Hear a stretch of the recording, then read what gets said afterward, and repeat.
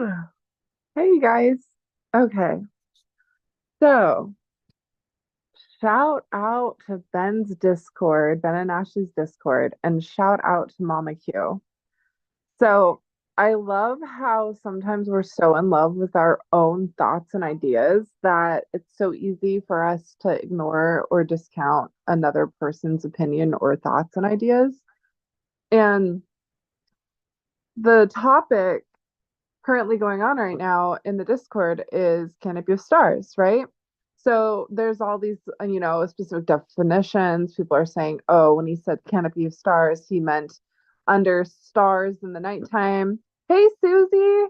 Oh my God, it's awesome to see you in chat. I miss you. Here, let me share a link if you want to jump in and talk too. Hold on. I have something that I think you guys are really gonna like going down a rabbit hole for. I think it's something I've mentioned previously over the years, but I still want to go deeper into it because the longer this goes on without answers, we start to realize that we do have answers. They're just hidden away throughout the timeline of the chase, at least from my perspective. So give me 1 second. Hey, INFJ. Okay, so here's the link. Again, you don't have to show your face or anything. If you just want to do a voice like me, you're totally welcome. I went out for a bit, so I'm not looking the cutest and I am tired. I was gonna go out again tonight because there's a derby going, but I kind of felt like I don't want to do that. So,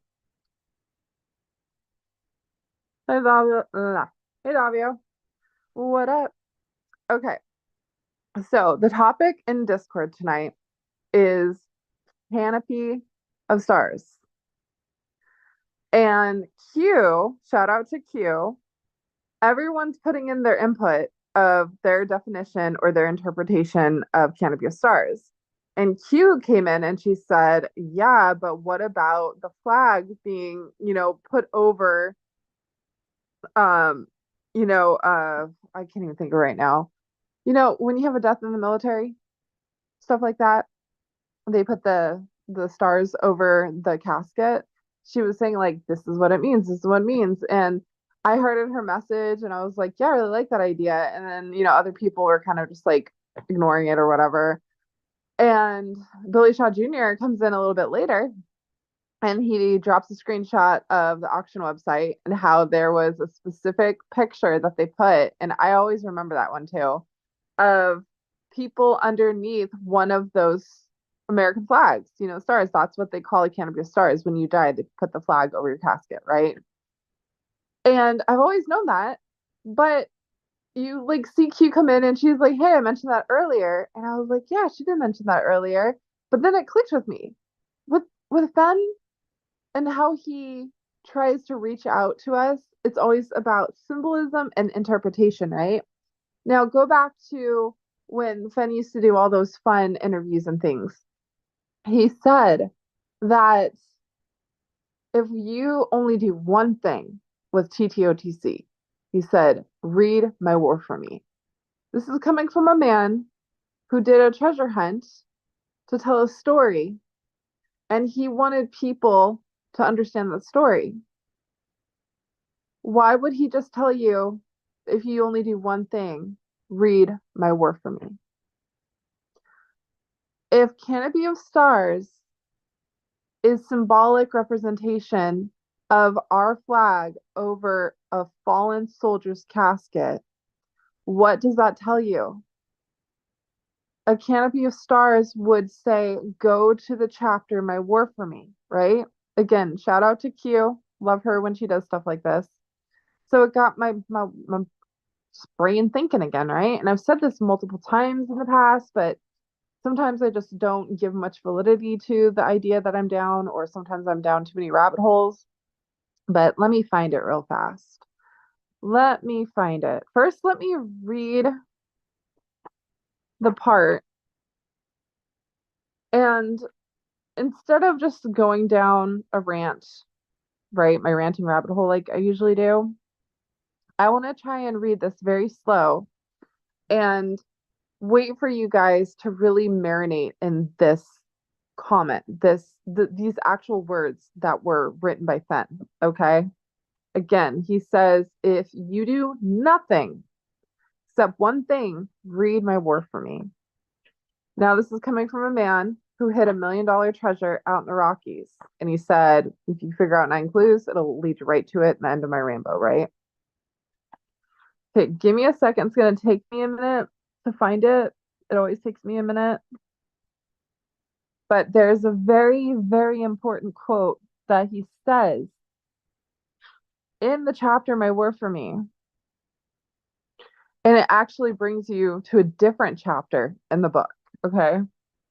So if we're going to sit here and ask ourselves, what did Forrest Fenn mean when he said that the treasure was found under a canopy of stars? To me, that sounds like the treasure was found in the location that is symbolic representation of a canopy of stars.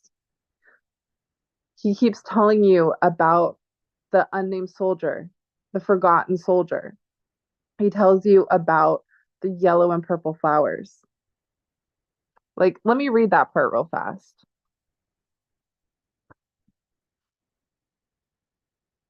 And it's so interesting how it's changed from the original that he wrote on the Sabers. I think it was the Saber Society versus in the book now. And then there's one other version I have somewhere in my email that I emailed back and forth with him about.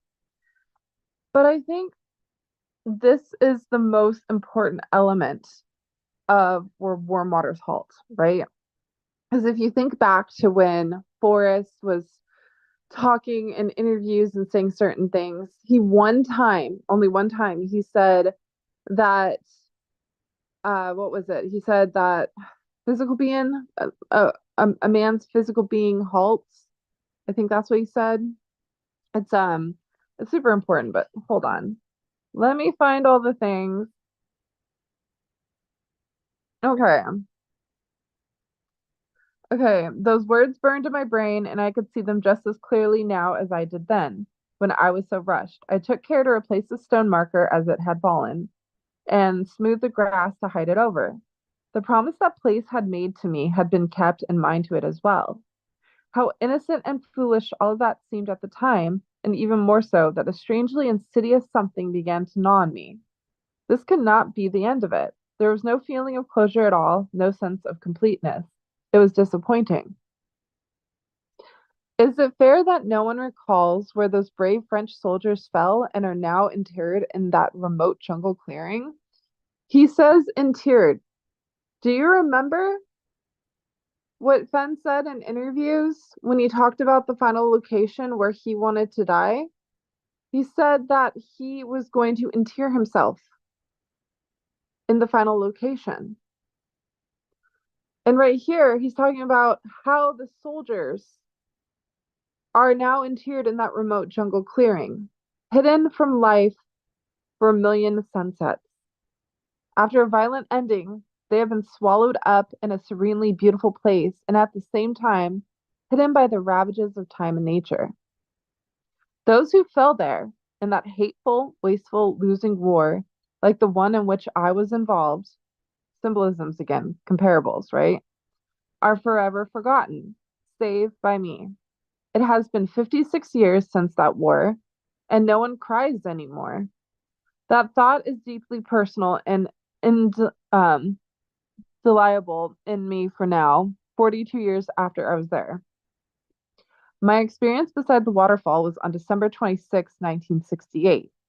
2 nights later, I walked in my front door in Lubbock to be greeted by my lovely wife and 2 beautiful daughters. It was Christmas Eve. For the next month, while I was on leave, the flourish of activities related to homecoming and reuniting with family and friends put my jungle thoughts on hold, except for occasional flashes that insinuated something unfinished. I didn't know enough about what had happened to even speak of, much less understand what I was feeling and what it could possibly mean. If anything, it took weeks to digest as thoughts slowly started to seep back. What was this all about? Was it nothing? It was all a blur in my mind, like a dream that kept floating in and out. Before the war started, I didn't even know where Vietnam was, or Southeast Asia for that matter. It was so unlikely that I would be a fighter pilot and fly to that place. Why did the strange clearing mean so much to me? Why did I survive 328 combat missions but get shot down twice? Was it only to be drawn to that place? What kind of fool would take a defenseless helicopter to that waterfall? It was more than strange that I would fall to the ground and read such a poignant inscription. And why did the words impact me so? I had a lot to think about. As the months passed and I got back into the swing of Air Force life, which by then involved teaching other men to fly, my thoughts naturally started to analyze the things that hitherto been but a blur of incoherent incidences. Then one day in 1969, as I was looking through my flight log, my eyes fixed on an entry that had only a brief explanation. But I knew. I remembered every detail of that flight and why I had marked it like that. That flight had been many years before, 13 to be exact, on the 13th of July, 1956. I had taken an old T3 jet trainer from Stephenville, Newfoundland to Popefield, North Carolina. Okay, so this is the part where he's just talking about, flying over and it's a big thumb print, everything like that, right? But what I'm talking about, what I'm looking for right now, is the date. He says something, and it wasn't the July date. Let me find it again. Hold on one second.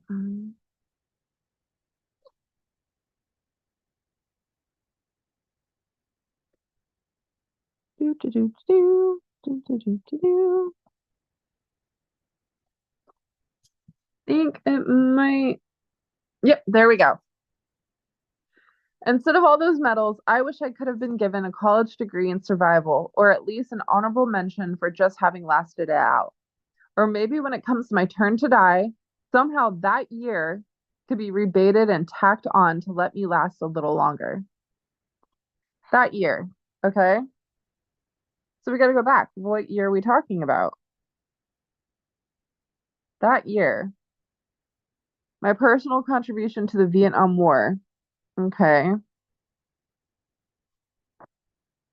So what year? Go back.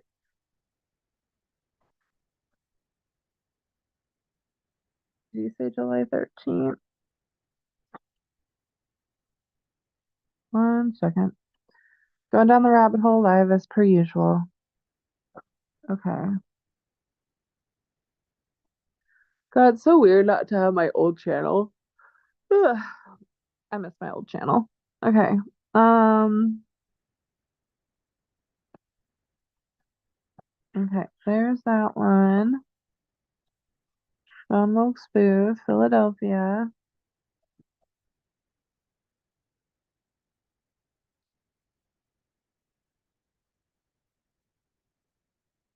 Doo, doo, doo.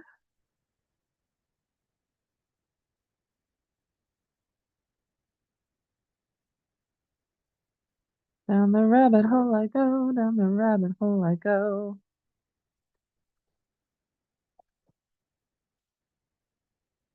This is like the one chapter that's like so long too. Okay. I used to have it like memorized what year it was, but see, that's why it's squished out. That's why he makes it squished. Okay.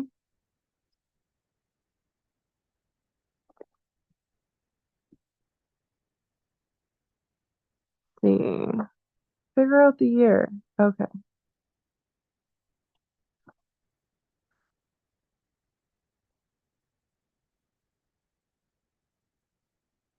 Doo, doo, doo, doo, doo.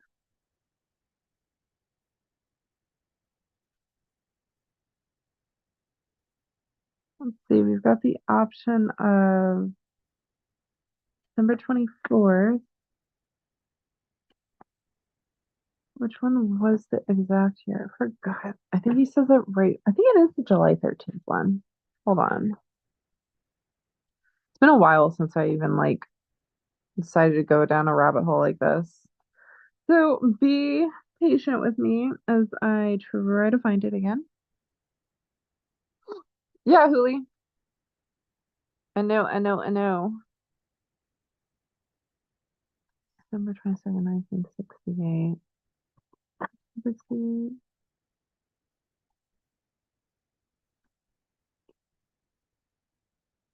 could be 1968, but what was the specific day? Yeah, no, I know it's 68, but I don't think it was just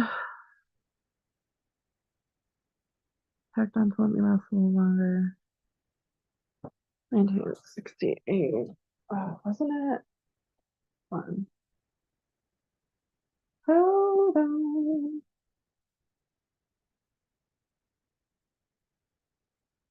1977.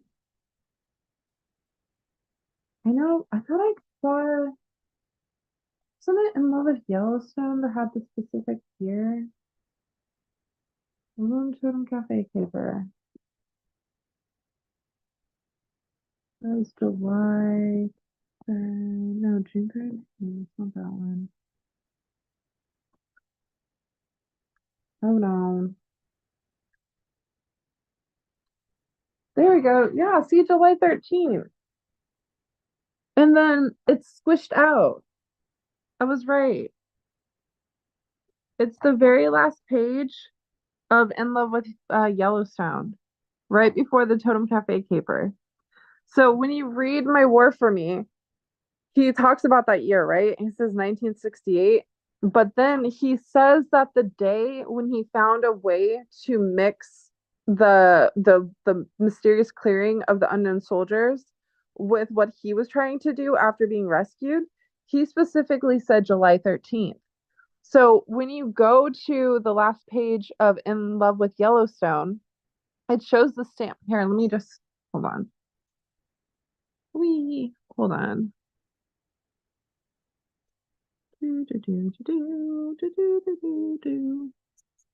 See? July 13th, and then the stamp is squished.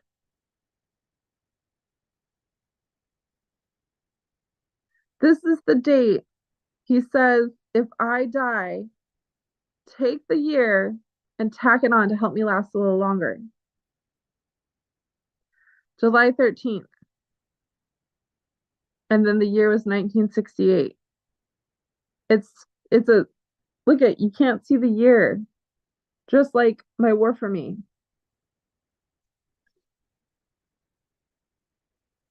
I think this is the answer right here.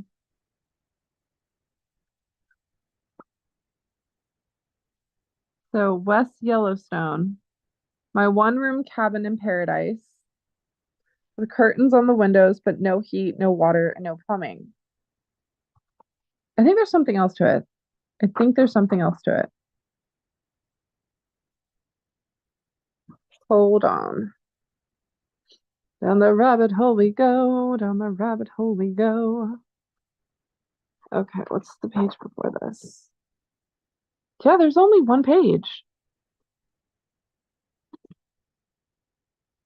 That shows June 3rd.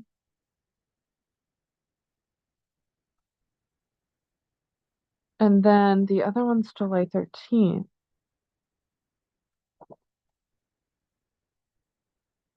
Interesting. Okay. Let me see what I could go down the rabbit hole with this one. Okay, so this is the one that is the one room schoolhouse that everyone's been trying to comprehend what it means. Okay. I mean, don't forget this man was in the CIA. He knows how to talk in code. He knows symbolism. He knows etymology. He knows so many things. Honestly, I'm asking why he wrote a book, a memoir, and he said, if you only do one thing, read my war for me. So you read my war for me, and it talks about death and how he's affected by the unknown soldiers, the forgotten soldiers that represent a canopy of stars. And he says that if I die, take this year and tack it on to help me last a little longer. And he talks about how ever since he was rescued, he cannot get that place out of his head. He cannot get over the fact that they died and he didn't. He keeps talking about it. He wrote about it. It's the first thing he ever wrote when it came down to writing his memoir. This is the first story we ever got. And that date, July 13th, 1968, July 13th, 1968, and you got it right here for In Love with Yellowstone.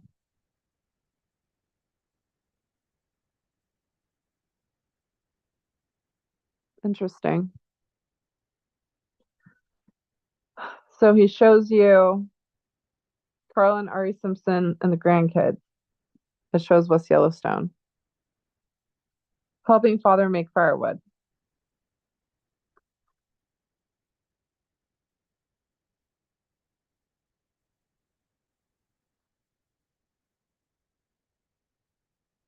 If I could find that Chevy, I'd buy it back and keep it forever. Why do I feel like he did something with the car out there? I swear. What would he do with that car? My one-room cabin in paradise with curtains on the windows, but no heat, no water, and no plumbing. The Paper Boy. July 13th.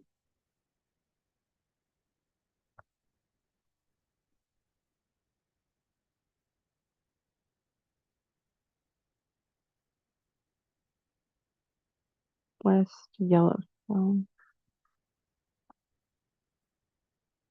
You got the Home Cafe caper.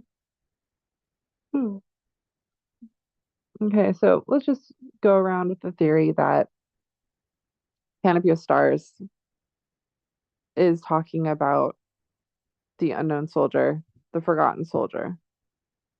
Ben made it very clear in the chapter, My War for Me, that he wasted his turn by not dying with the unknown soldiers for wars that they should not have even been fighting, right?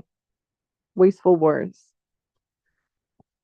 And so he teaches you in that chapter how to not waste your turn. Forgive a sinner, smile at a homely girl. Everyone's so fixated on the marker, right? The marker, the grave that he found up in the waterfall.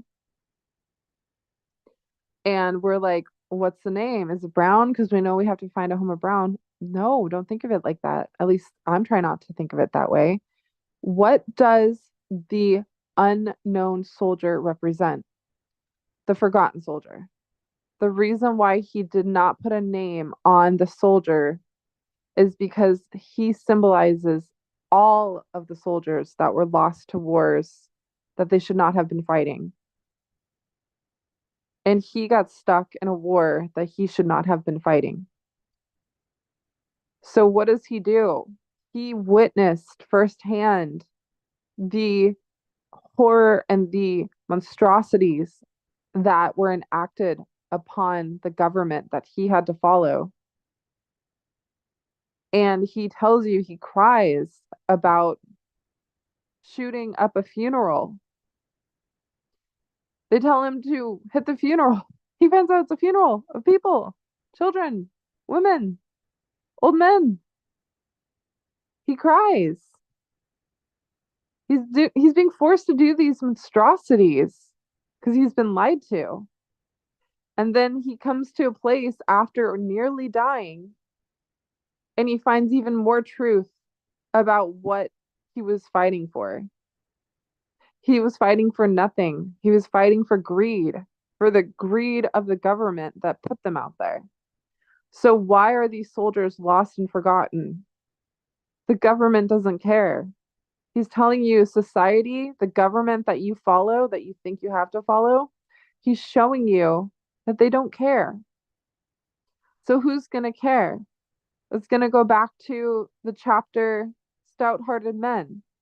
It talks about how when you become a brotherhood with these strangers that become your family in this militant type of environment.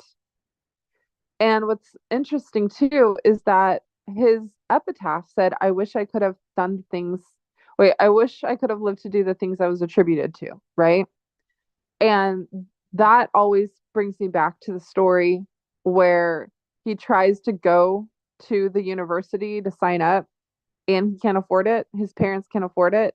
So he's humiliated and he runs out of there crying and he throws his watch into the field. And it's the only place in the book where he uses the word halt other than the poem. So think about it. These men, whether he knows them or not, spans through all time and space, right? If you are a soldier, you are family, you are a brother. And he comes across after a near death experience and he sees his brothers, his soldiers, just discarded like nothing, forgotten to history, right? All because of a greedy war that the government had to force them to fight. So when he says brothers in arms, and when he says it's a place where he's going to be interred just like they're interred, think about it.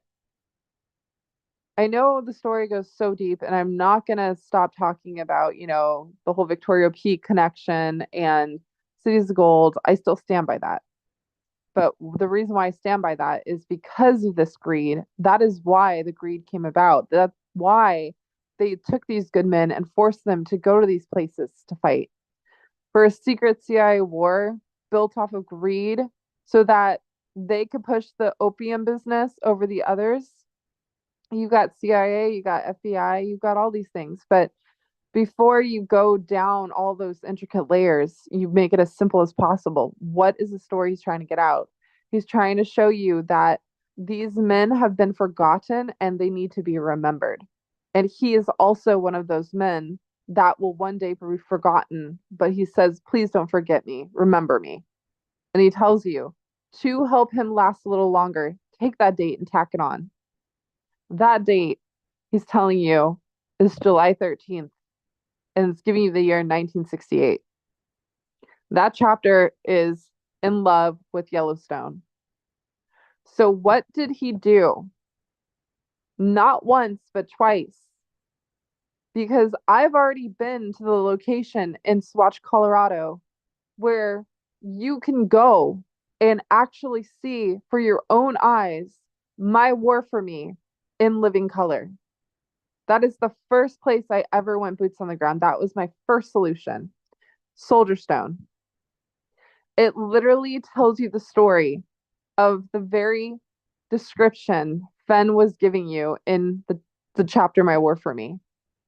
All of these forgotten soldiers, these quote stones that were in Laotian, Hindu, everything. It was just everywhere. He saw a graveyard of forgotten soldiers. And what did he do? He made a memorial, a monument memorial in the middle of nowhere in this beautiful, beautiful place called Soldier Stone in Swatch, Colorado. I was there. I physically went there. I took pictures. I walked around and saw all the quote stones. And when he talks about some lonely French guy died for France, I saw that marker. I saw that marker with my own eyes. I saw them all. I saw the monument. I saw everything. He did that with friends. He did that in Colorado. Is that where he wanted to die? I don't know, but I think it's possible he did it twice. I think that he's doing a symbolism. He made the monument so that those soldiers would not be forgotten, but he also needed to do something for himself as well. So, how do you take and compare the serene waterfall when he's over there for Vietnam? And then how do you take the beautiful landscape of Swatch, Colorado with the yellow and purple flowers? And what puts them in common with a place in Yellowstone? A canopy of stars. A canopy of stars. Could it mean a nighttime underneath the stars? Maybe. But isn't it fun to theorize there's a possibility it's talking about his lost soldiers? That we know his love for Yellowstone is as strong as his love for his soldiers, for his brothers in arms.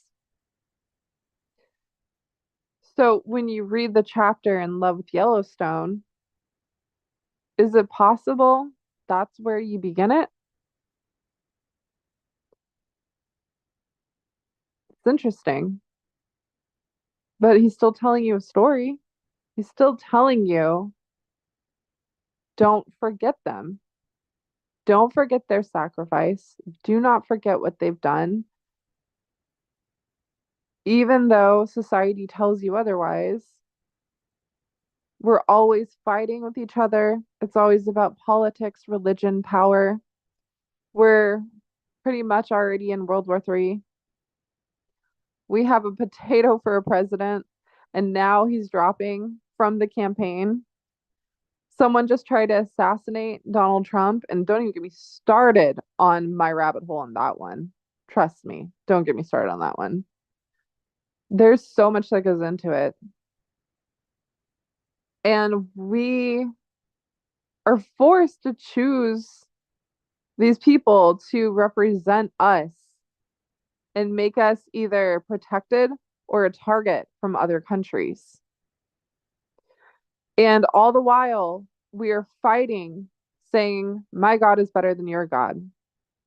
And we are sending our children, our family, our friends, everyone that we care about and love are being sent to the battlefield. Why? It's based on ego. Religion is ego. Politics is ego. Power is ego.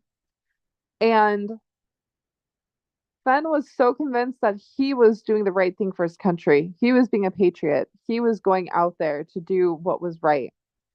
And then he comes to find out that why they're out there is the biggest lie of all.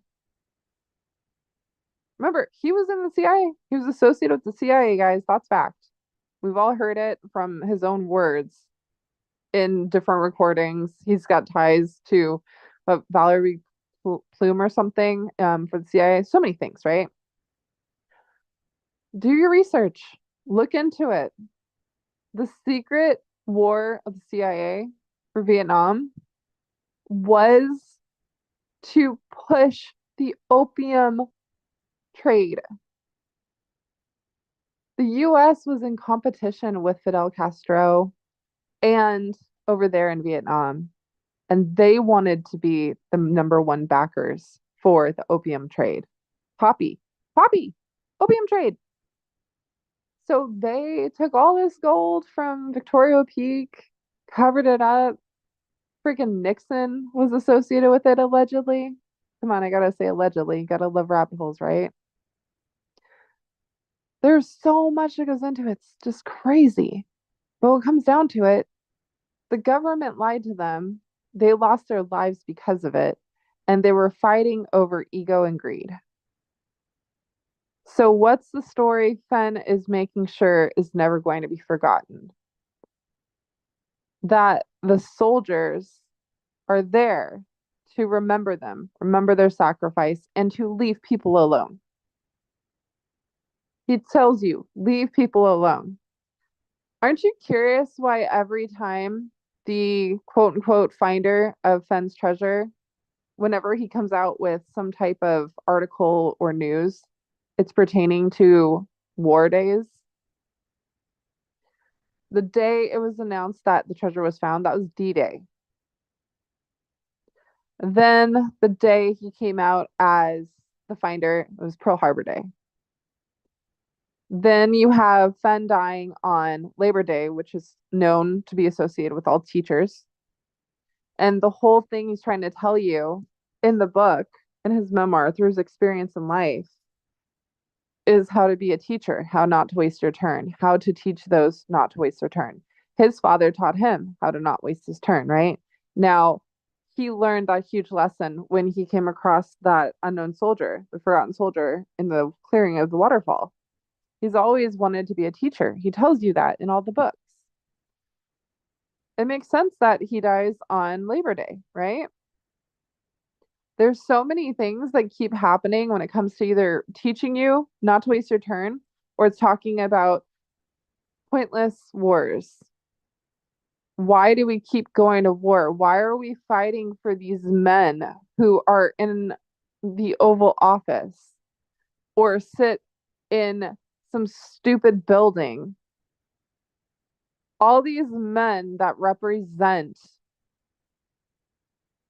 people they should not be representing, yet they're the ones that are allowed to say what is good for us, for our country.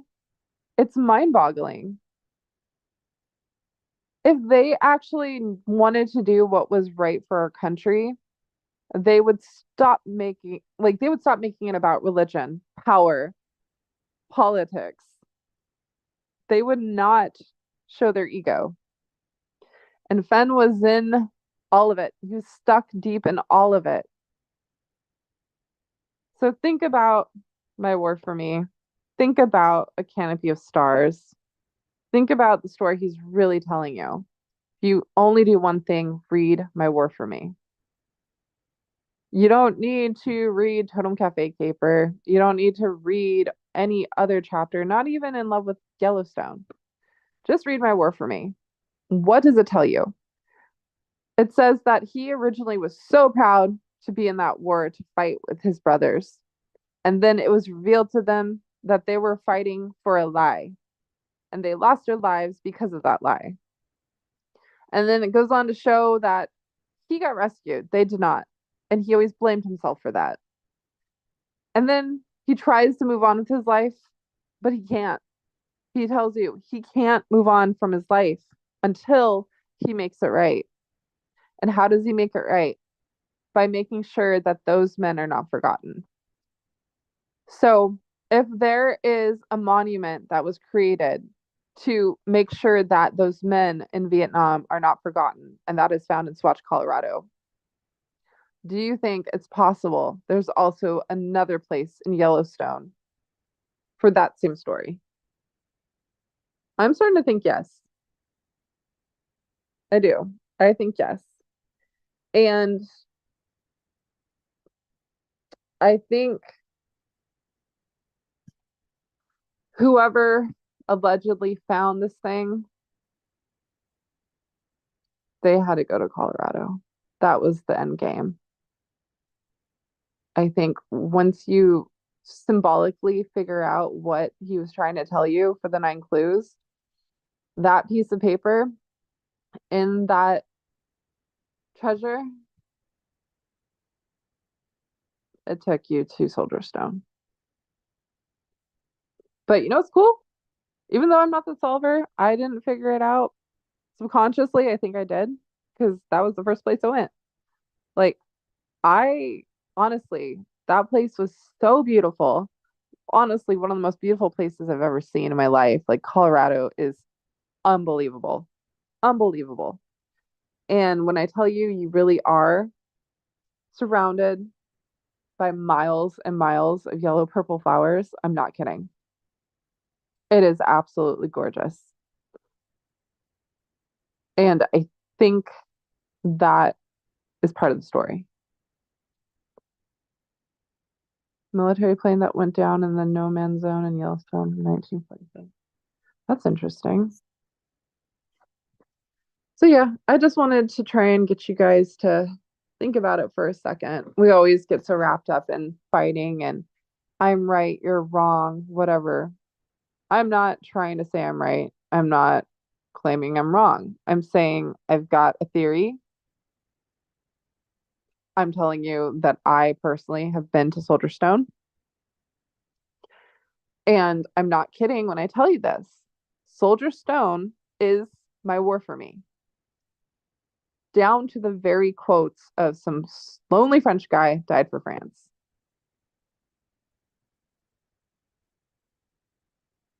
Pretty sure I have a quote too. Hold on. Let me see if I can find it real fast. In the never-ending screenshots I have of research and all other things, let me see if I can find it. Let's see. Oh, no. No.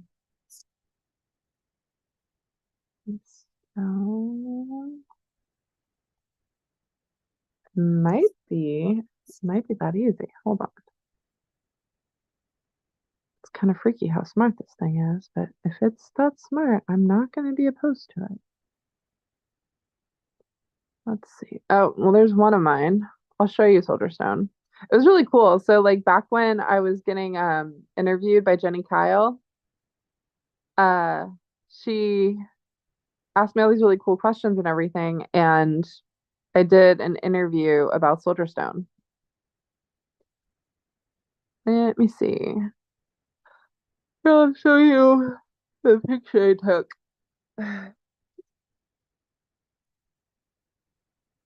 Like this is Soldier Stone. Do do do do do do do do do. Let me see if I can show this. I'm still looking for the quote stone. It's like lost in my never-ending screenshots. But let me show you Soldier Stone. Okay. I could probably get another like the original picture. It's like not blurry. But do you see? Soldier Stone. This is the 26th in a series on 6 questions with searchers of the thrill of the chase treasure hunt by Force Fen.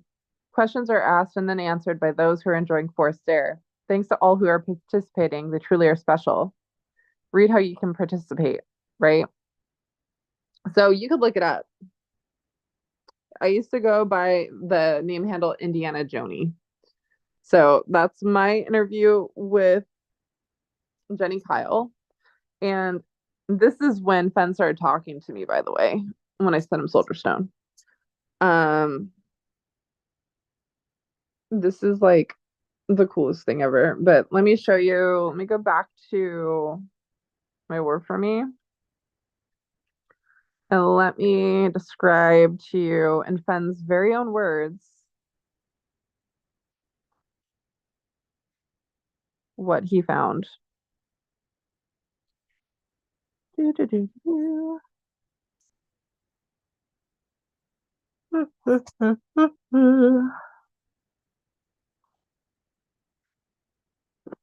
How does that relate to the theme on the chest?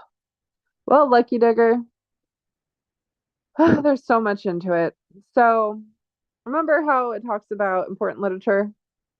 And he says that he symbolically represents Holden Caulfield from the Catcher in the Rye. Because obviously this is not just as simple as Begin or War Moore's Halt. If you want to understand the true meaning behind it, the motive, the story. So he says he best represents and identifies with Holden Caulfield from Catcher in the Rye.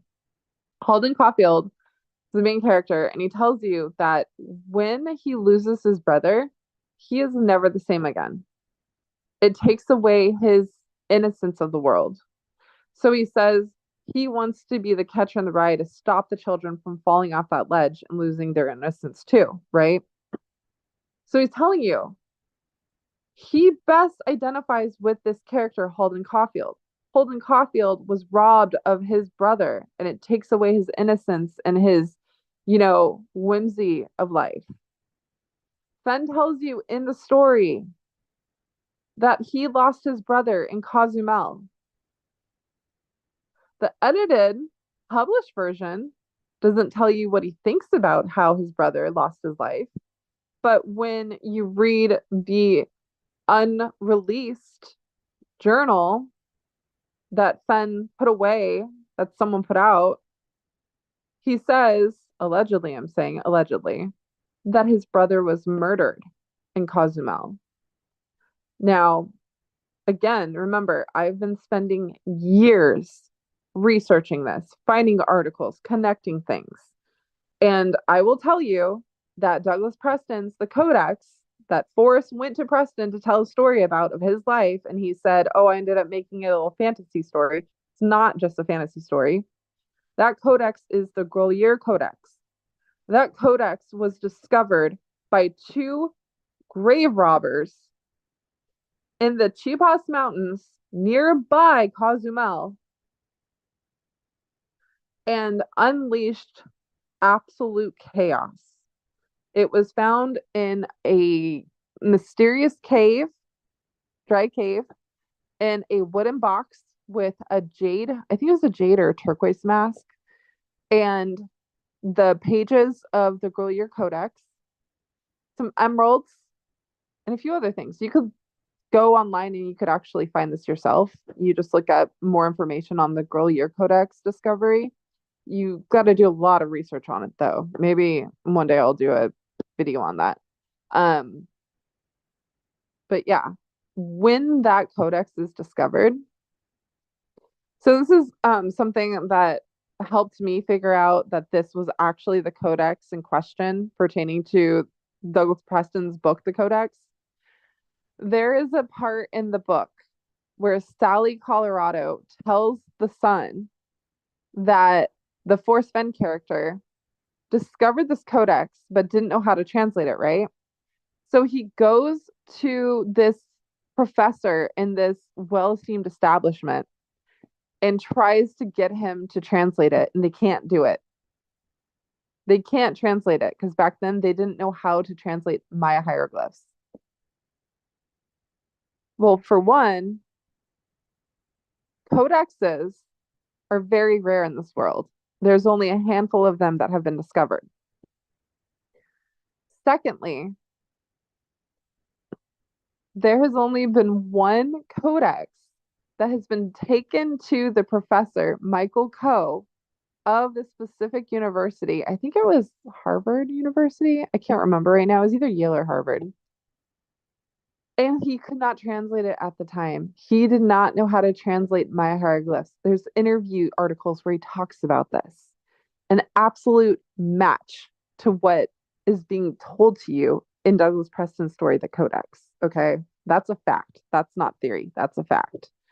And what's even more fascinating is eventually Michael Coe does end up translating the codex. They finally figure out how to translate and decode Maya hieroglyphs. Okay. And when that happens, they make the biggest discovery since the Palace of Palenque. Okay.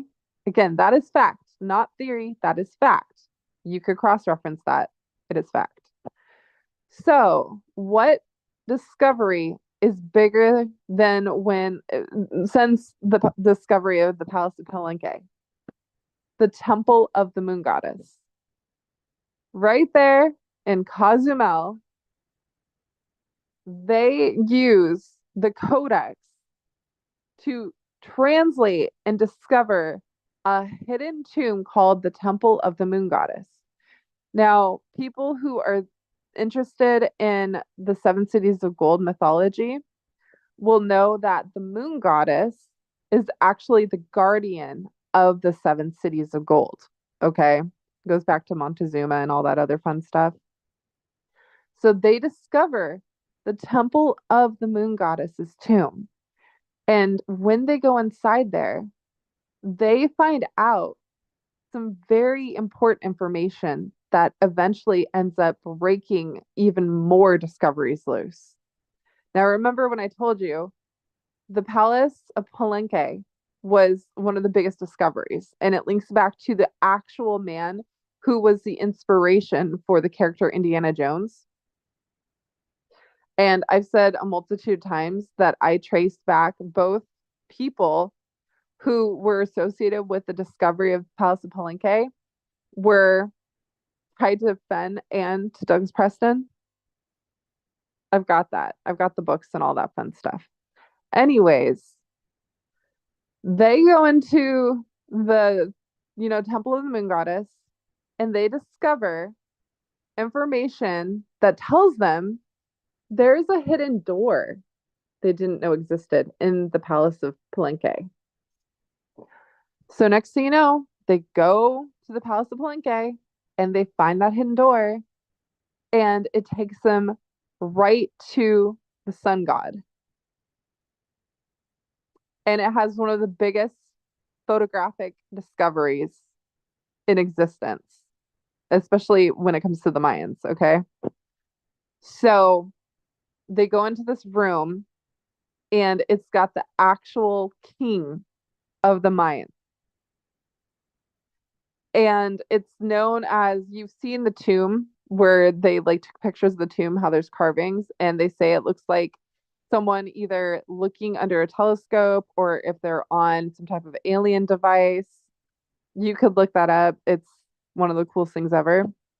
Because of the codex being discovered by the two grave robbing brothers, that information was finally decoded after they took it to Michael Coe, who was, by the way, the one that wrote the Maya correlation problem. He wrote that book because he was the one that first discovered how to decode Maya hieroglyphs, by the way. So they literally discover one of the most freaking amazing archaeological discoveries that one can find, okay? All because of this codex. Guess what? When you read that book, there's elements of that in there. You would know it as the Lost City of the Monkey God, which, by the way, Douglas Preston wrote multiple books about. And then he eventually, in 2015, discovered the Lost City of the Monkey God. So if you know about the mythology, the lore, and the archaeological connections with the Seven Cities of Gold to the Lost City of the Monkey God, you'll know it's one and the same, right? It goes back to Coronado and it was Esteban. Esteban was the one out of three survivors from the shipwreck, and Coronado basically bought him and forced him to like document his travels while he was looking for the Seven Cities of Gold, right? Because Hernan Cortez was the one that gave the cross of Coronado to Coronado to prove that the Seven Cities of Gold existed. So the way he was able to try and retrace the steps to try and find the Lost Cities of Gold, aka the Lost City of the Monkey God, he bought the slave Esteban and he mapped out the journey. Well, Boris Fenn has that book that was written by Coronado's cartographer. There is actual videos of him being interviewed. I think Dale was the one that interviewed him, where he says this book is so rare that the only other copy is in the Louvre in Paris. And that very same book is the reason why Douglas Preston was introduced to Forrest to begin with. Because Preston went looking for the Seven Cities of Gold. He wrote a book called Cities of Gold. And Michael Kremner, I can never say his name properly, don't judge me, he was the one that introduced Fenn to Preston to Fenn. Okay? Now, the fun thing about the mysterious back history on the two brothers, the two grave robbers that discovered the codex, they had mysterious backer slash buyer of that codex. And I personally believe it was Michael Kremner. When you have a lot of money, you could do a lot of shit, okay? It makes sense. Just if you can't follow the money, follow the gold. There's so much to it, but to roundabout back to Lucky Digger's question about why the treasure chest is the way it is and what it symbolizes and represents, it is the story of why and how Fenn lost his brother, Skippy. It was because of that discovery. It was because of what it meant and why that gold was used to fund the very war that he had to fight. He got tricked into fighting. How wild is that? The person that you love so much in your life, that's one of your best friends, eventually ends up allegedly dying because of the discoveries you made. And then that very discovery leads to the gold, some of it, not all of it, some of it, and then is used to fund the secret CIA war of Vietnam. How wild is that? Think about that. And again, if you're going to sit there and say, oh, you're crazy, there's no actual evidence of that, there is. There's evidence. There's so much evidence. If you were to ever try to go online and look into the Grolier Codex and everyone who's associated with that thing, they all allegedly get murdered. The actual curator of the Grolier Society, it was called the Grolier Club in New York, where it was originally on display. That's why it's called the Grolier Codex. He was murdered. Someone broke into his house and he was found knocked out on the floor in a pool of his own blood, right? And for, I think it was 5 years, if I'm not mistaken, they just said he died of natural causes. And it wasn't until after they actually came forward and they were like, oh, yeah, actually, we were doing an investigation and we found out that he was murdered the same time someone broke into the Grolier Museum, the club, trying to find the Grolier Codex. Now, while all this is going down, Mexico actually finds out that they took these artifacts and they're like, yo, you can't be doing this. This is property of Mexico. Give it back. Well, guess what? By the time they actually get the Grolier Codex back, pages are missing. That's a fact. And then if you want to go even more fun down the rabbit hole, Preston's book, The Codex, he literally tells you in the book that the Codex has missing pages. Now go online, research all the codexes that have been discovered in history that we know of right now. Only one has missing pages. And when I say missing pages, I'm not saying, oh, it was discovered incomplete. I'm saying when the Grolier Codex was discovered by those two brothers, it had a certain amount of pages. But sometime between the discovery and the codex being held in the Grolier Club Museum archives, whatever the fuck you want to call it, sometime between then and there, when the curator got murdered, that's when the pages go missing. So please explain to me why Preston wrote a story based off of Fenn's story and talks about the whole premise, the whole plot of the story is the codex. And in the end of the book, those missing pages from the codex are in the chest. That's not fiction. That is fact. It's fact that Preston wrote that book and put those details in there. It's also fact that if you go online and you research the Grolier Codex, you will see that there are missing pages, that everyone linked to the Grolier Codex ended up getting murdered, allegedly. I'm talking about even CIA agents. It goes deep. And you know what's funny? The Codex written by Douglas Preston talks about agents getting murdered, being linked to the Codex. And it talks about how the information that can be obtained from the Codex can be used to cure cancer and other things. And it says how a my medicinal company, mediceutical company, is basically trying to hunt down those missing pages so that they can sell it on the black market and be able to profit as per usual. Yep, I know. I know, Lucky. It's fascinating, right? But it's not just about Venus and its orbit. So when it comes down to the Mayas and their mythology and their representation of Venus, it's all symbolism, okay? Symbolism is how you tell stories too. It's how, in my opinion, Fenn is telling his story. That's why when he says it was found underneath a canopy of stars, what is he talking about? He's talking about, in my opinion, the fallen, forgotten soldier. Why is it all tied together? Again, he lost his brother in a war that he was tricked into fighting, and he discovered gold with his brother, and that gold was used to fund the very war that he was tricked into. It's mind-boggling, right? And look at it. Okay, what was his name? Oh my God, the guy he wrote the White House Doodles with. I forgot his name right now because I go down so many rabbit holes of history. It's insane. Um, shoot, what was his name?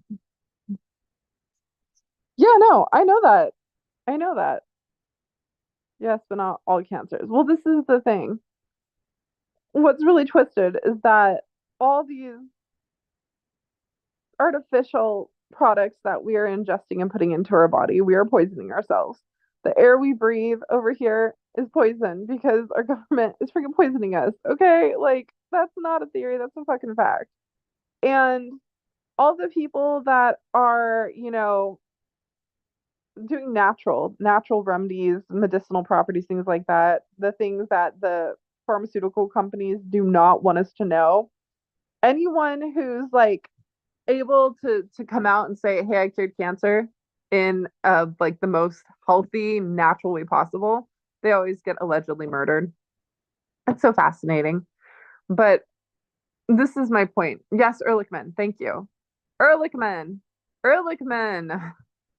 You guys, Nixon and the Watergate scandal only came out so that they could use in the discovery of evidence the information to prove that Nixon was behind the Victoria Peak gold, the movement of the gold in Victoria Peak. That's a fact. That's not theory, that's a fact. You could go online and find that for yourself. So they basically used the Watergate scandal for discovery of evidence to prove that Nixon was an a-hole and he was behind a movement of gold, right, from Victoria Peak, which again was used to fund the secret CIA war of Vietnam to push the opium fucking drug trade. JFK was taken out because he was part of he was associated with Victoria Peak.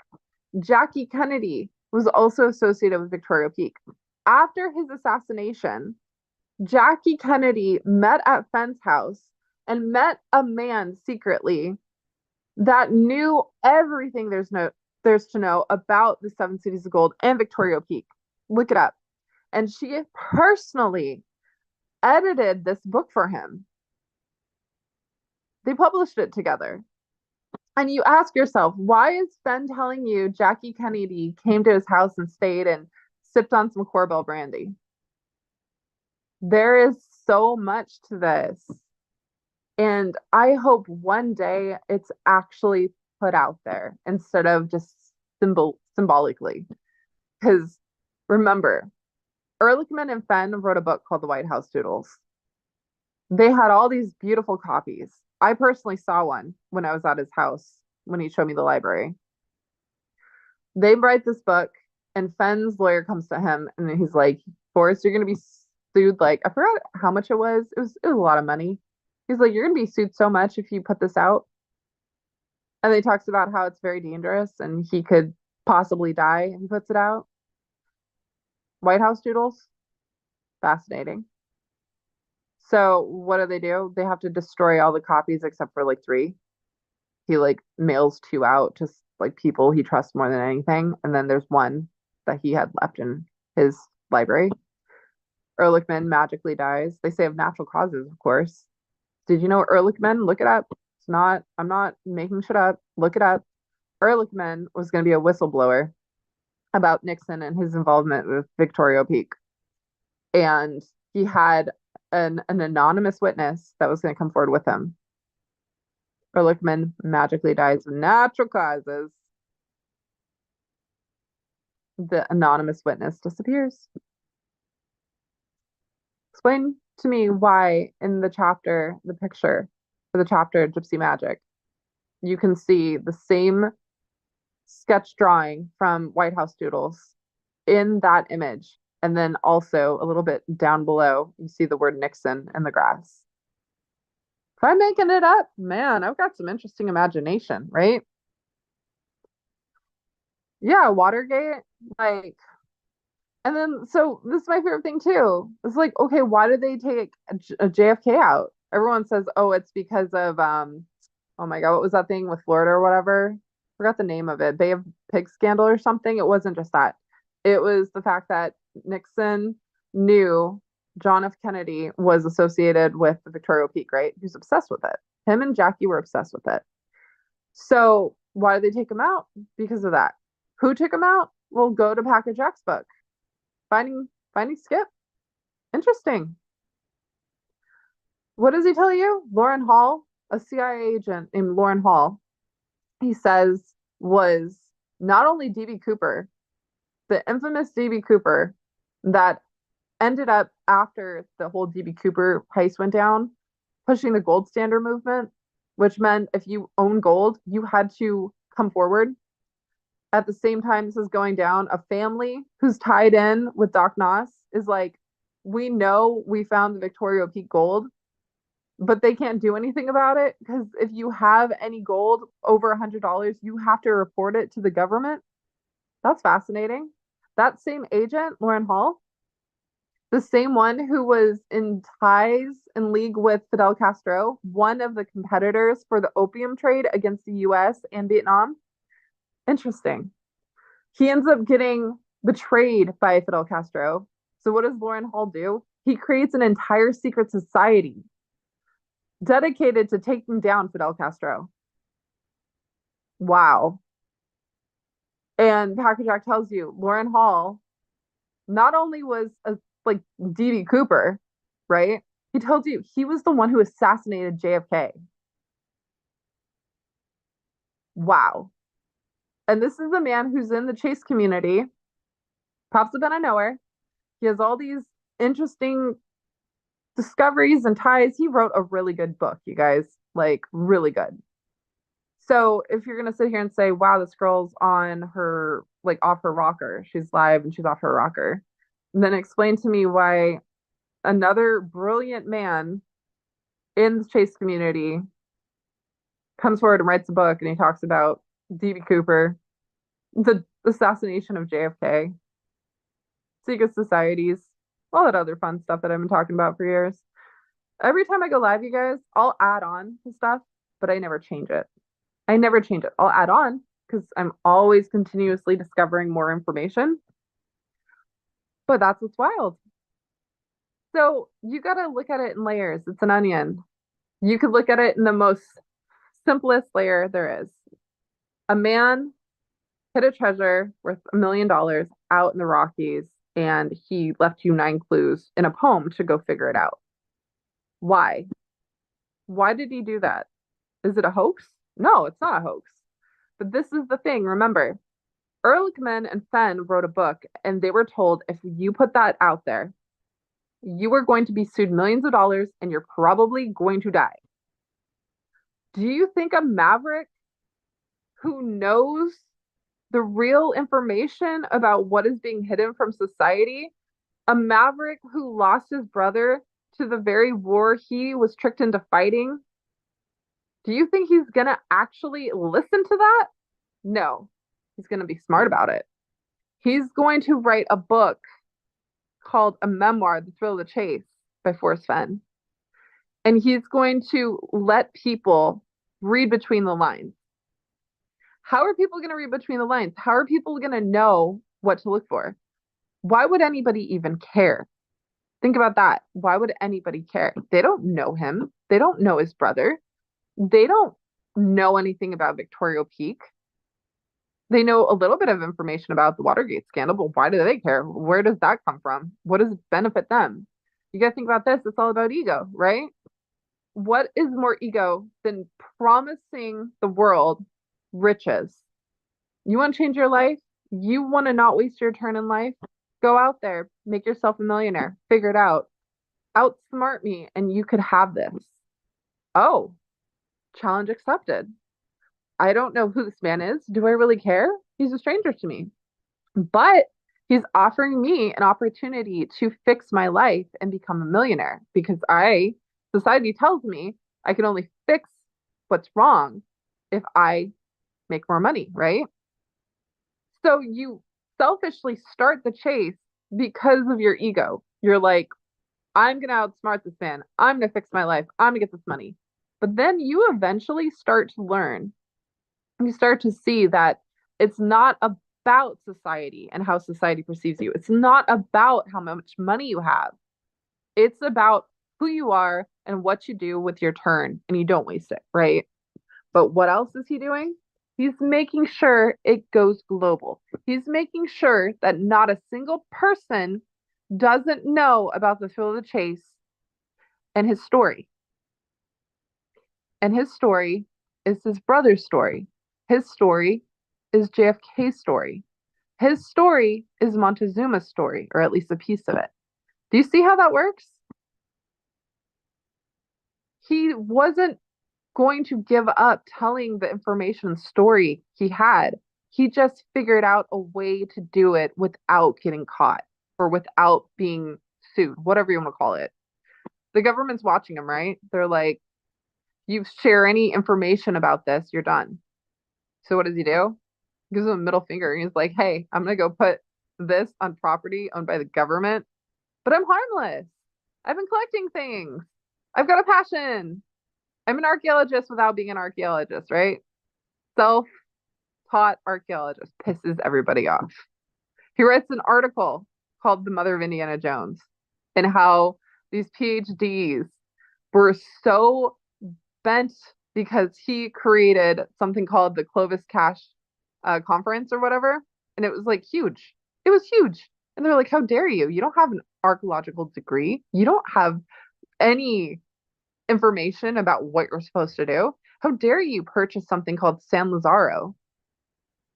But guess what he did? He did it. He gave a metaphorical middle finger F you to society and the government. But it was still a promise. If you could outsmart me, if you could figure out my 9 clues, it'll take you right to where you'll find a treasure. Why is that treasure box the treasure box? It tells the story of all stories. And that's what's so brilliant. He didn't just say, oh, you got me. I can't say anything. I'm scared. He was like, I'm going to show you what happens when you tell me what I can and can't do. So, yes, there was a treasure. He did create 9 clues. It did lead somebody to a box of gold. But was that all of it? Was that the reason he went out to the Rockies to do that in the first place? No, when he says this is the most profound thing I've ever done, that's not just saying I went into the Rocky Mountains and hit a box of gold, go find it, yay. He's telling you, read between the lines. Yeah, you could have the gold, but what's more important, the gold or the story? I've always been the person that said the story. I never cared about the gold. And I know it's funny because when I started out, I was just like everyone else, ego. I was like, oh my gosh, this could fix my relationship. I could buy my boyfriend who hates me a Ferrari so he'll be happy. But years into the research of this, years, finally understanding and knowing the man taught me so much. And I realized it's not about the gold. It's about what you do and how you don't waste your turn and you don't let society shape you. But there is a story out there, you guys, and you're going to figure it out and you're going to hear it one day. And it's going to be that, probably even more. I don't even have the brain capacity to go as far as I need to go when it comes to what he's actually saying and doing. But I'll tell you this, what's the story? Why do you do it? It's redemption. It's so that you know why his brother, Skippy, was allegedly murdered. You're going to figure out what they discovered and what that discovery led to, what he's currently still protecting. You're going to figure that out. And you're going to figure out that the government only does things for themselves, and those poor, forgotten soldiers one day will not be forgotten. That is what he wanted to do above all. Make sure they were not forgotten and make sure that his brother's story was told. You can put that down 100% for me. I will never change my theory on that. There's just so much that goes into this. So much. But you know what's the best part of all of this? Is that I didn't really start to piece this together until after I deleted my channel, my original. Like, yeah, I did some really cool videos about, the Brilliant Codex and all that other stuff. But when Fen was alive, I used to email him all the time and talk to him about the chess motif, the backstory. I became obsessed. He said, don't worry about it. There's nothing. I'm like, yep, nope, that's the puzzle. That's the puzzle right there. I spent years emailing him back and forth, talking about it. Didn't know what I had. I did not know what I had until he passed. When he passed, I started to really start to connect the dots and really figure things out. And that was so funny because next thing you know, I'm just like, well, no one wants to listen to me. Nobody cares. So I delete my original channel, right? Which I so wish I didn't do that. Honestly, that breaks my heart. But I don't know. Maybe one day I could recover it. Who knows? Anyways, I create this channel, little baby channel in comparison to what my original channel used to be, right? But you know what's so great about it? I could come on here and I could talk about what I want to talk about and I could share my research and nobody cares. Nobody really is listening to me. Nobody really wants to research it for themselves. Nobody just is there.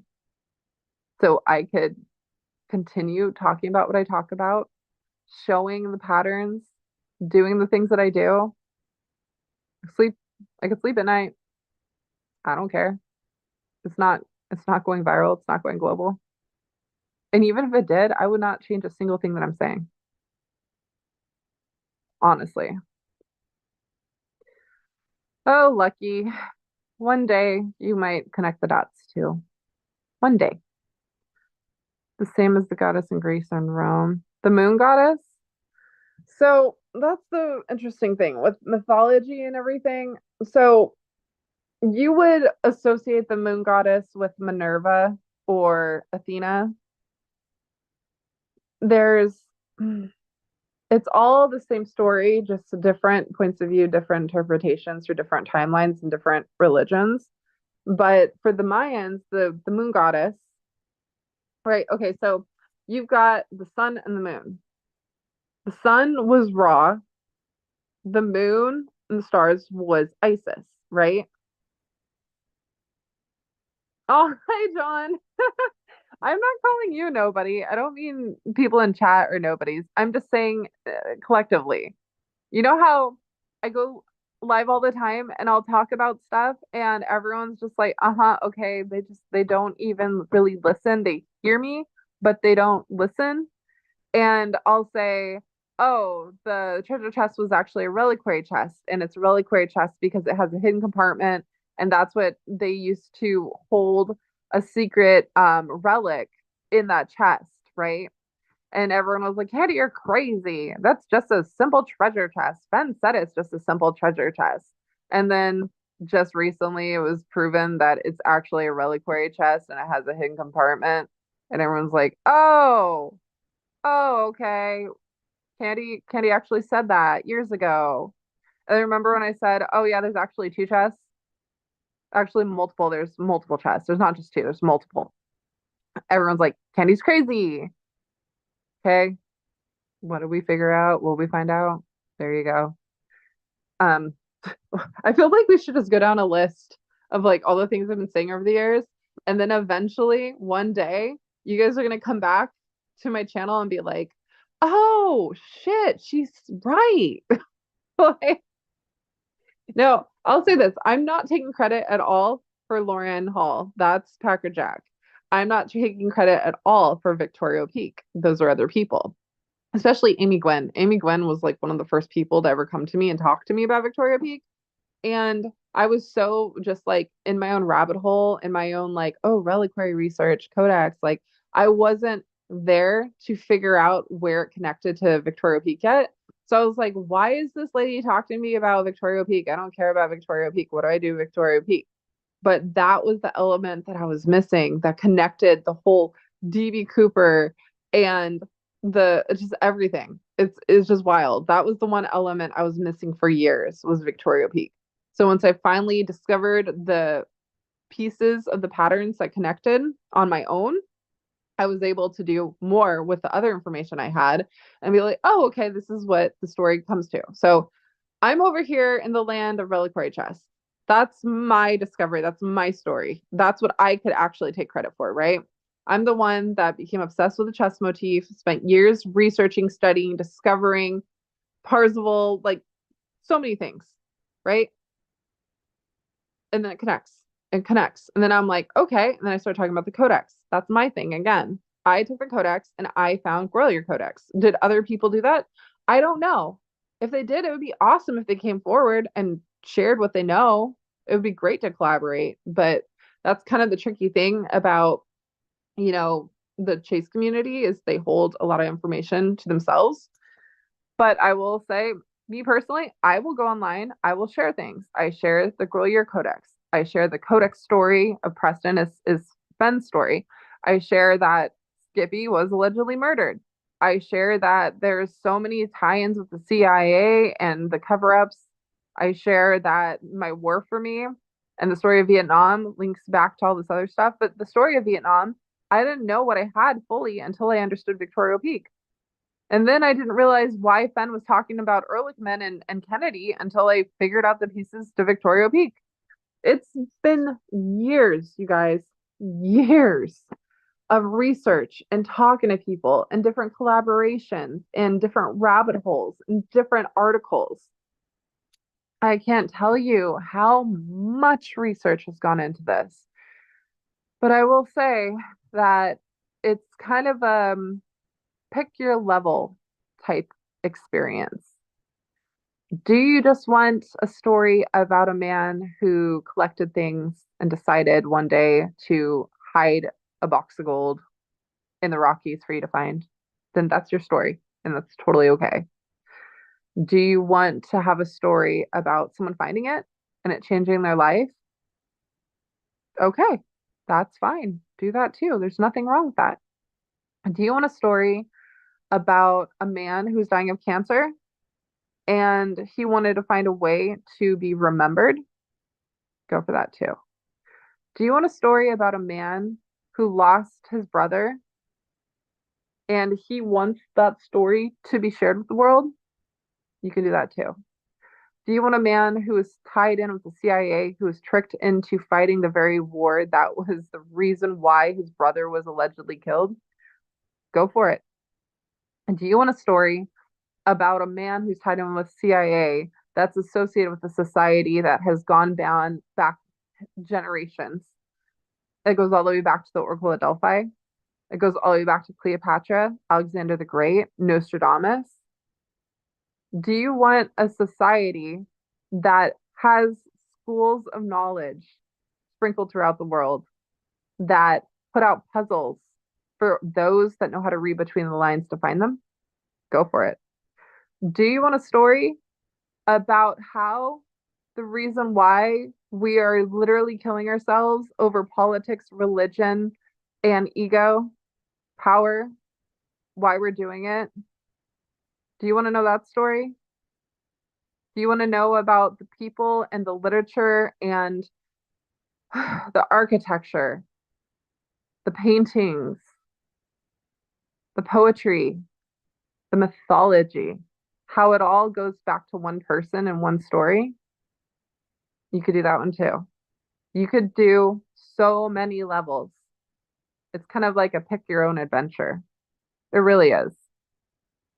But regardless of which story and which adventure you choose, there is no wrong in doing it. You can choose whichever interpretation you want, whichever layer you want to go. It's all up for you. No one's going to judge you. No one's going to judge you. And I hope no one judges me for the layers that I'm peeling back and that I'm choosing to go down. Okay. Diana, the moon goddess, it just depends. There's this is the thing. So you've got Medusa. Oh, hey Lily, what's up? You've got Medusa, you've got Athena, you've got Aphrodite. So one of my favorite stories is actually Medusa. Like I love Medusa. People like to paint her as a villain, right? Why is she a villain? She's the one that got harassed and punished for being harassed and turned into a monster. And we're like, oh, she's a monster. She turns people to stone. She was cursed for something that she didn't even do. But guess what? Did you know if you dig deeper, deeper than what the professionals tell you, the ones with the PhDs, do you know if you dig deeper into the story of Medusa, you would find out that there's ancient secret societies that use Medusa as a symbolism for knowledge. She's the guardian of knowledge. You know, Athena was the one that turned Medusa into the creature that she is, right? The Gorgon. What you don't know is that Athena represents knowledge and Medusa is the guardian of that knowledge. Medusa is guarding Athena.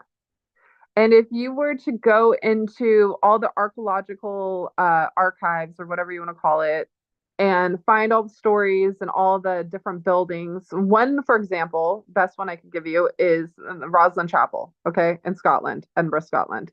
I went there. So Rosslyn Chapel translates to mean head of the Gorgon.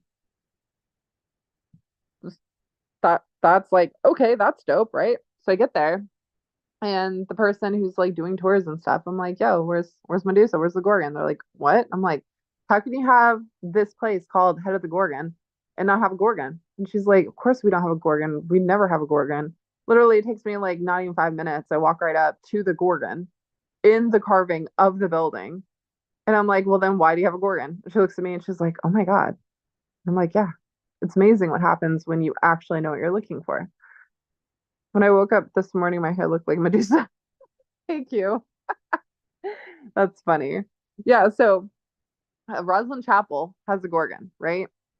Again, Medusa, the Gorgon, is the guardian of knowledge. She has been the guardian of knowledge throughout history. And she's also the representation of what you would know as Minerva too.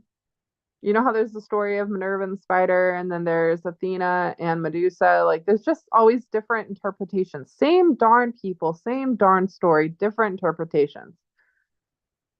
Anytime you find Medusa, you are going to be going up against the guardian. She's the guardian. You're getting the knowledge. That is what you're going for. You're getting the knowledge. This is what's so cool. Look into the story of Rosslyn Chapel. It's linked to Rennes Le Chateau. It's linked to Midday Blue Apples. Linked to the Medicis. Medicis were the ones that saved and housed Nostradamus. Like, oh, you guys, I can't tell you how cool and how far back this goes. It is just mind-boggling. But again, like I said, choose your own adventure. You want to end the chase or your version of the chase with Ben being a lover of all things, collecting things. He went out there to give some people hope, and you gained all these great memories because of it. Even if you didn't find the treasure, you found treasure in yourselves, you found the memories. There's nothing wrong with that. But you want to take the blue pill and go down the rabbit hole of the Matrix. It goes. It goes deep.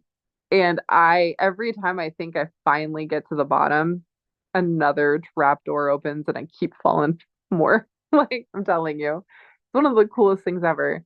And I'm not talking about like psychologically, where people are like, oh, it's just based off of who you are as a person, shadow work, blah, blah, blah. Yeah, there's pieces of that in there. But to me, I've always been so enamored and inspired by stories of things. And that's why I love Fenn so much. When he would talk about discovering something, he would talk about what was the story of that something. And I've always practiced that. I always want to know the story of something that I discover. And his story is everyone's story. Deep down, it goes, eventually you'll see it goes down to that. But it's just so cool because so many things intersect and connect with each other. You've got the Atosha that was discovered by Mel Fisher. You got the story of Indiana Jones that links back to Cozumel and the Palace of Palenque. You've got the Anunnaki and the Bloodline of Kings that goes back to Merope, who was the seven sisters from the Pleiades.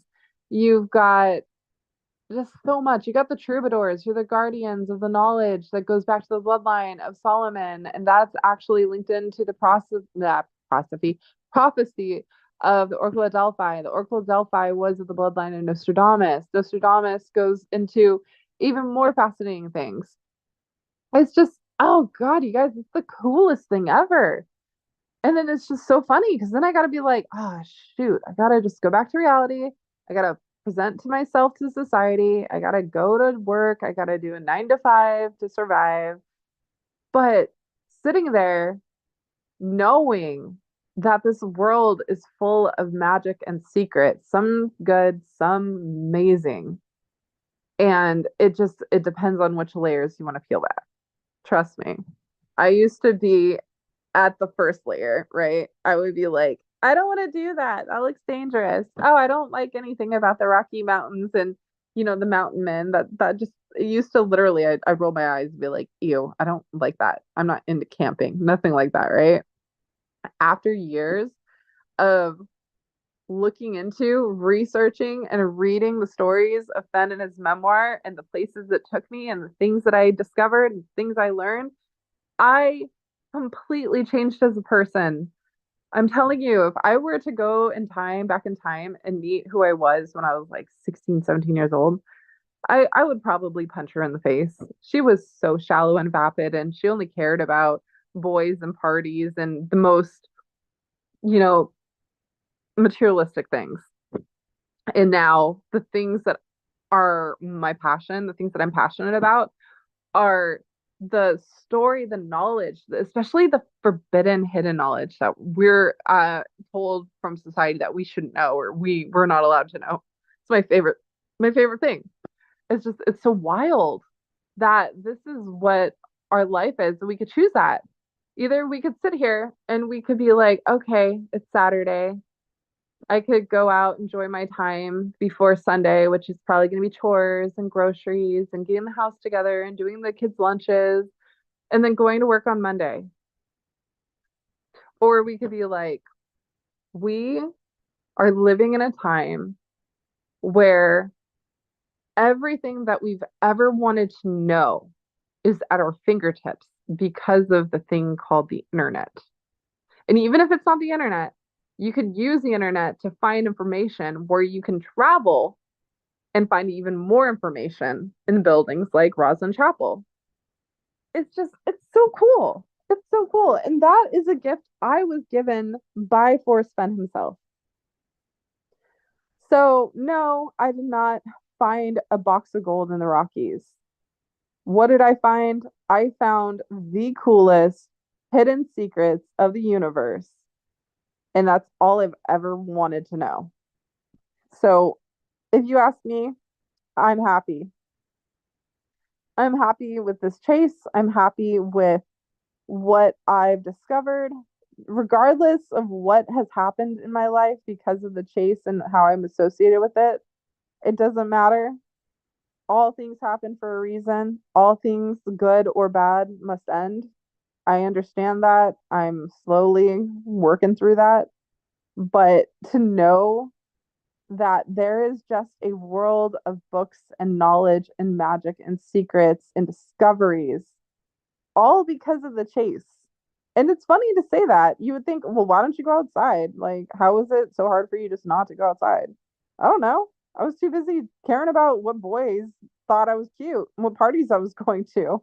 I didn't understand that. I was so concerned about society and what society thought of me that I never asked myself questions. I never was the one to think outside the box.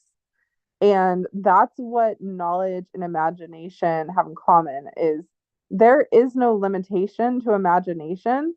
And knowledge, you kind of put yourself in a box and you say, well, because this person says only this is possible, I can't do that. When that's not true. Imagination is limitless, right? Imagination is more important than knowledge. That is my interpretation of that. It doesn't matter what a PhD tells you. I've discovered so many things where a PhD says, oh, this is actually what it means, and this is my finite answer. And because I have a PhD, you're wrong, I'm right. Guess what? They misinterpreted the actual translation for the word grail. Graal. It's not blood of Christ. It's actually crater.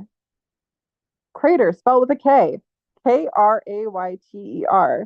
And that was used during the time of Greece and the cult of Elysian, by the way, to create a concoction that would allow your mind to basically dive into divine consciousness. That's literally what they would do. Like, have you ever looked into the cult of Elysian? The guy who created LSD was actually studying the cult of Elysian and their secret recipe. That recipe was so sacred that if anyone from that cult were to talk about it, they took them out. They just completely took them out. They made them a spectacle to teach those that were also in that cult society not to talk. He was also researching the cult of the mushroom out in Scotland that was, descended by the ancient druids. Same type of recipe, same type of medicinal properties. It all came down to a fungus called ergot. You can find that in like mushrooms, all these other things, but that's how he created LSD. But the version of LSD he created was actually stolen from him from the CIA, by the way, and manipulated and turned into these little research science projects and shit. So there's so much. It's just so cool. It's just so cool to just literally live in a time to do this. I know it's not the greatest. We've got wars, we've got baked potatoes for presidents. I get it.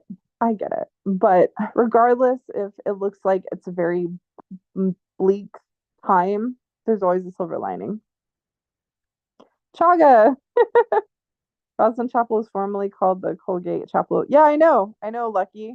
I looked into that too. And did you know that it used to have an altar and they went in and destroyed that altar? Grawl is obsolete from Grail. Yeah, no, Grawl translates to mean crater. Um, yeah, they destroyed the chapel or the altar in that chapel. Like, you guys should just look into Roslyn Chapel. It would just blow your mind. Like, there's so many cool things. So when I tell you there's this secret group of guardians that guard the knowledge, the sacred knowledge that you're not supposed to know from society, they hid it in archaeology, and one of those archaeological buildings is Roslyn Chapel. So go in there, have fun with that. Another one is Chateau Rennes in France. There's like all these mysterious puzzles with the paintings where it's like Ergot or what was it? Ingot Arcadia, which goes back to the Midday Blue Apples whole treasure hunt rabbit hole. If you heard about Midday Blue Apples, you know that it links to the story or the movie for, Dan Brown and the Da Vinci Code and stuff like that. Well, the two brothers that actually discovered information, they wrote a book about like the royal blood or something like that. And they were like told they were crazy or whatever, right? And they were saying, oh, this is actually linked to the Templars and the treasure. Well, they're not wrong.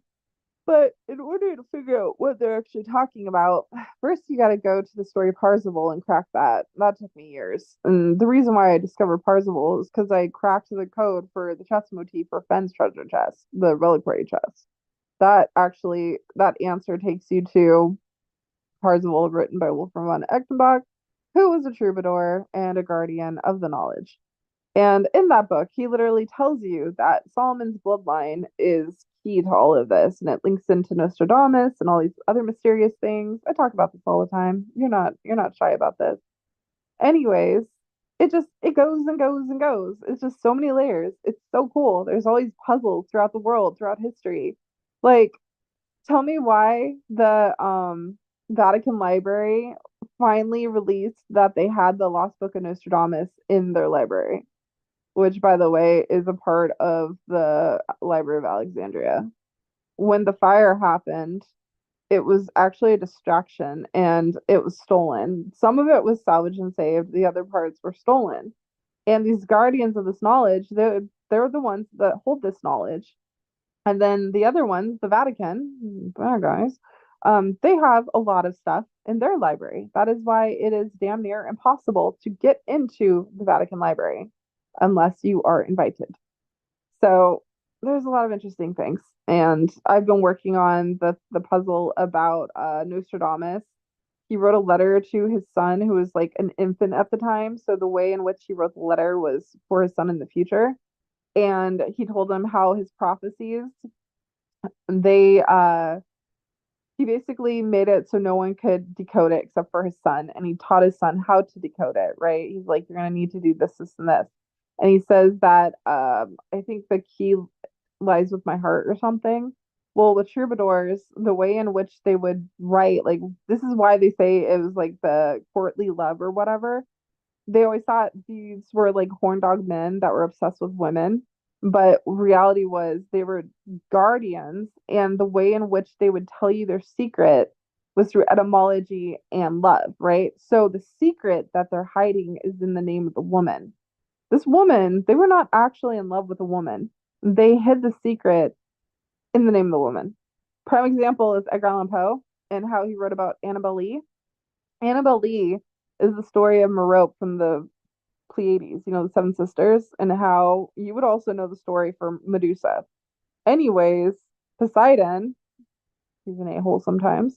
He's, god of oceans and stuff. He talks about how they took away Annabel Lee and, her tomb by the sounding sea, and how she was, basically they killed her for loving a man she wasn't supposed to love. It's all the same story, all the same secrets. Anyways, it's pretty cool because they just, even to this day, they're still around. And I'm a troubadour by blood, and I'm also a guardian by blood. And I was never told this. This is the fun part. I was never told this. My family, they don't know anything about anything. They don't really care. They're too busy, trying to survive society. But both sides, my dad's side and my mom's side, I'm a troubadour and I'm a guardian. So it makes sense that eventually I would come across this path and I would figure out the stuff that I figured out. Because it's literally in my blood. But it doesn't really matter. It's just a fun rabbit hole to go down it occasionally. Golden years were before the find. I've been to Troubadours in Nashville. Oh, what's really cool? That book, the puzzle? Oh my God, what's it called? What's that groundhog dog? Bleh. What's that treasure hunt with the groundhog or whatever? Nick was obsessed with it for a while. I'm looking at it right now, but I'm in bed and I don't want to get out of my bed right now. Um, I forgot the name of that treasure hunt. Anyways, I was poking around that a few years ago, and it actually led me to it was like a club in New York called the Troubadours. That's where I think the key is actually. I think that's where the solution takes you is the Troubadour. Because it's all about racism. You know how like they like in order for African Americans to go into classrooms, they had to basically show if their skin was the color of a brown paper bag, because if it wasn't, they weren't allowed in. That's like how messed up they were back then. And that's what that whole treasure hunt's about. And the whole story about the troubadour in, I think it's New York. I'm pretty sure it's New York. it was this like club or whatever. It has a lot of history for African Americans. It's really cool. Yeah, the whistle pig. Thank you. I was forgetting what the heck that thing was called, and I'm like looking at it right now. That's why the whistle pig is actually wrapped in brown paper. It's a whole story about segregation and teaching you history. So if anyone wants to solve the whistle pig, I'm gonna go out on a limb right now and tell you it leads you to the troubadour. Have fun with that. Um, yeah, it's just there's just cool stuff. And here's another fun thing you probably didn't know. Did you know troubadours, such as Forrest Fenn and myself, hide information in the form of puzzles and treasure hunts? And eventually down the line, a troubadour has to release a story in the form of a hunt that is going to shape history. And I've been working on mine. I'm not done with mine, but I've been working on it. I've been working on it for years. And one day I will release it. One day, once I know a little bit more. Still poking around, so but yeah. Edgar Allan Poe was a troubadour. Do you know the last thing he ever wrote before he died? Ow, my eyeball. The last thing he wrote right before he died was El Dorado. Did you know that? I keep telling you guys, the troubadours are the guardians of knowledge. Knowledge is symbolic in the representation of Montezuma's treasure. Montezuma's treasure is the seven cities of gold. Seven cities of gold is the Etosha. It's Victoria Peak. It's a lot of stuff. You know the fleet of Spanish ships that sank? They were moving that gold from Montezuma's treasure with Coronado. Remember Coronado and Cortez? And how Cortez did something where Montezuma was basically like killed by his own people because of it. I forgot the name of it. It was called like the Night of Sorrows or something. But yeah, they ended up moving that gold. Not all of it, but some of it was moved in those ships, right? And then those ships sank out in Florida and they were discovered by Mel Fisher and family, and that's what you call the Etosha. There were pieces that link back to San Lazaro, like Fenn's emerald ring, how he said, "Oh, I discovered it in San Lazaro," all that stuff. Well, San Lazaro was linked to Montezuma and the Seven Cities of Gold, and it was linked to the Etosha. Like, there's just some cool stuff. Just think about it. There's some cool stuff.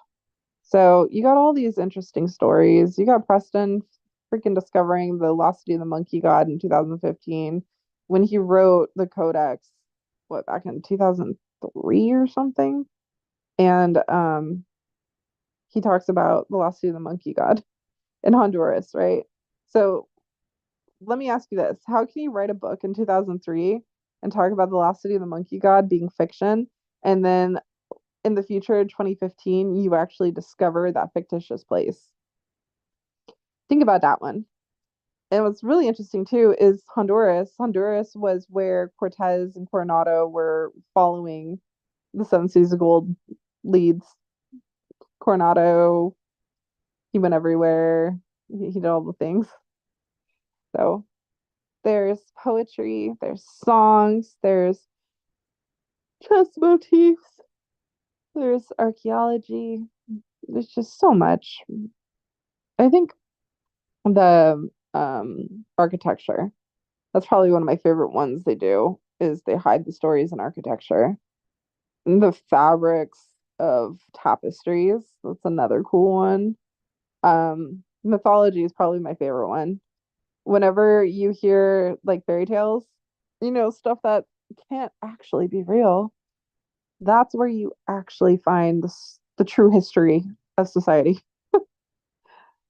It's a rule they have. It's called hidden in plain sight. You have to show what you're doing, but you can't say it. So it's like right in front of your face, you never see it, right? And that's why with Fenn, how he originally was gonna title his book the Rice sequel, it wasn't going to be the Thrill of the Chase. It was going to be the Rice sequel. Good thing Candy tells us about all the things. I'm glad I don't have to do the research. Thanks, Woody. Yeah, no, I would definitely recommend you doing it though. Like, just one day, do it. Just look up the Palace of Palenque or Douglas Preston's The Codex and the Temple of the Moon Goddess. Compare those three elements. Have fun with that one. Son of the Troubadour. What about the plate? Where was it from? I forget. Oh yeah, so the plate was there's a whole story written by Pajowski who Finn went to originally to get the treasure chest motif, the reliquary chest. Um, but he ended up not being able to get it for him in time. So then he ended up going to Eugene Thaw, right? So the plate was discovered in San Lazaro. And what's funny is, again, you know how I said they have to put stuff right in front of your face without telling you? One of my favorite movies ever is Fool's Gold with Matthew McConaughey and Kate Hudson. And it's the story that mirrors the discovery of the Etosha that was, you know, discovered by Mel Fisher and family. So the way in which Mel Fisher and in the story for Fool's Gold, they discovered the Etosha was they found a plate and it had the symbol of the royal family, the one that was basically tied to all the treasure that was getting moved and everything. Well, you you could find the actual book. Pajowski wrote it and it's on I think Kindle. I think I have it, maybe still, I'm not sure. But it's a whole story on how that plate was discovered at San Lazaro. And that piece was actually put into play to help Mel Fisher discover the Etosha. So a lot of assassinations in MK Ultra. What book? Wait, I've been did fun read about Annabelle Lee. Annabelle Lee was Edgar Allan Poe. What about the plate? Where was it from? Yeah, San Lazaro. That book has been connected. Which book? Oh, those golden years. I found where a grell could be a bowl meaning crater, not a hole. Exactly. It's crater. It's a bowl. I keep telling you, but it's spelled Krayter. It's not a hole. What it was is the Oracle of Delphi. She would create this elixir, this concoction that consisted of ergot, right? It was like honey, water, wine, whatever type of liquid you wanted, but they would always put ergot in there. And the type of ergot you could say would be like wheat. And what they did, especially with the cult of Elysian, is that they worshipped the goddess Demeter. Demeter was the mother of fertility. She was symbolism through wheat and things like that. So they would go out and harvest the grain out in the fields during a certain time of the summer, right? But because of the certain conditions of the heat and the water and all that, it would create something called ergot, and it would actually infect or poison the wheat. And what they didn't know is they went and they made bread with that wheat and they eat it and it made them freaking trip out. Like they were basically what you know as LSD or whatever. And ergot was the ingredient. It's actually an ingredient you could find when you look into the Emerald Tablet. They've found there's like evidence pertaining to the Emerald Tablet. It talks about ergot, that same fungus. So that fungus can be found in mushrooms. It can be found in wormwood, absinthe. It's specifically a type of hallucinogen that puts your body into fever. So when I talk about crater, the Oracle of Delphi would create this concoction that's linked to the cult of Elysian, and it had ergot, and she would inhale the fumes. It was a hot elixir where she would put ergot in and she would inhale it, and that is what would cause her to have these spasms that people believed were her basically having visions and stuff, prophecies, and they're not wrong. So the whole concept is that, you know, the whole key to immortality is actually sleep. And sleep is based off of, you know, divine consciousness and melatonin. Melatonin, if you have a natural production of melatonin like you're supposed to, your body heals itself. That's why when you get sick and you all of a sudden shut down, you want to be in the dark, You don't want any artificial light. All you do is sleep. It's your body creating its own natural production of melatonin and it heals you. So, the reason why I personally believe that we're dying off way sooner than previous times is think about it. We have this artificial electricity and all these, wave power, like EMPs, like all this shit, right? And we're constantly stressed out. We're not sleeping like we're supposed to. Our internal sleep clock is like through the roof on crap. So we are literally aging faster and dying because we're not getting our natural production of melatonin, which causes us to sleep. So it's just, there's so much stuff that goes into it, so much. But the whole concept of her and her visions is that when your body goes into a state of fever, it's also creating its own production of melatonin, which is giving you in your pineal gland its natural production of divine consciousness, which allows you to tap into the different, realms, fucking dimensions, whatever you want to call it. When you go to sleep and you have dreams or whatever, but then sometimes you got some dreams where you're like, this ain't a dream. What is this? It's different dimensions, it's different timelines, it's infinite realities. Did you know that physicists tell you that in order for something to exist, you have to observe it? I actually went out with my friends last night and we left the bar at like 2 a.m. and went to Denny's because that's my favorite thing to do. And you know what I did to them? I basically said, in order for you to observe something, that's how it exists, right? So if you think about society observing you, you're allowing it to make your existence. But if you look at society and you observe it, you are making it exist. You are the one that looks at it. Society doesn't look at you until you allow it to look at you. Meaning that you only allow society to shape you if you allow that. You need to realize that when we die, when we're born, whatever, we're always on our own. We're alone, right? Regardless if we're loved by friends and family and children, whatever you want to call it, we're always alone. Subconsciously, we are always alone. And our reality is what we observe it to be. The reason why, if you understand, manifestation, stuff like that, it's basically energy. That's what the whole world and what we are actually made of is energy. So when you put a negative energy out into the world, it's manifesting that negativity to reflect on you. And then all of a sudden you're like, I'm having such a bad day. Oh my God, it's the worst thing ever. My boyfriend broke up with me. I lost my job. Like, I'm fucking famous for talking and bitching about that. Okay. Because it's hard for me sometimes to differentiate those types of thoughts. And when you come down to it, if you really come down to it, if you really want something, you can manifest that into happening. You can. It's all about energy. It's all about your own perception and point of view of the world and realizing that you are the one shaping reality. Reality is not shaping you. That's just a little fun rabbit hole brought to you by the research and effects of ergot and divine consciousness. You're welcome. The book has been wait, I should get that book. Wasn't it sent to Toledo, Spain? Wait, which book are you talking about? Parzival?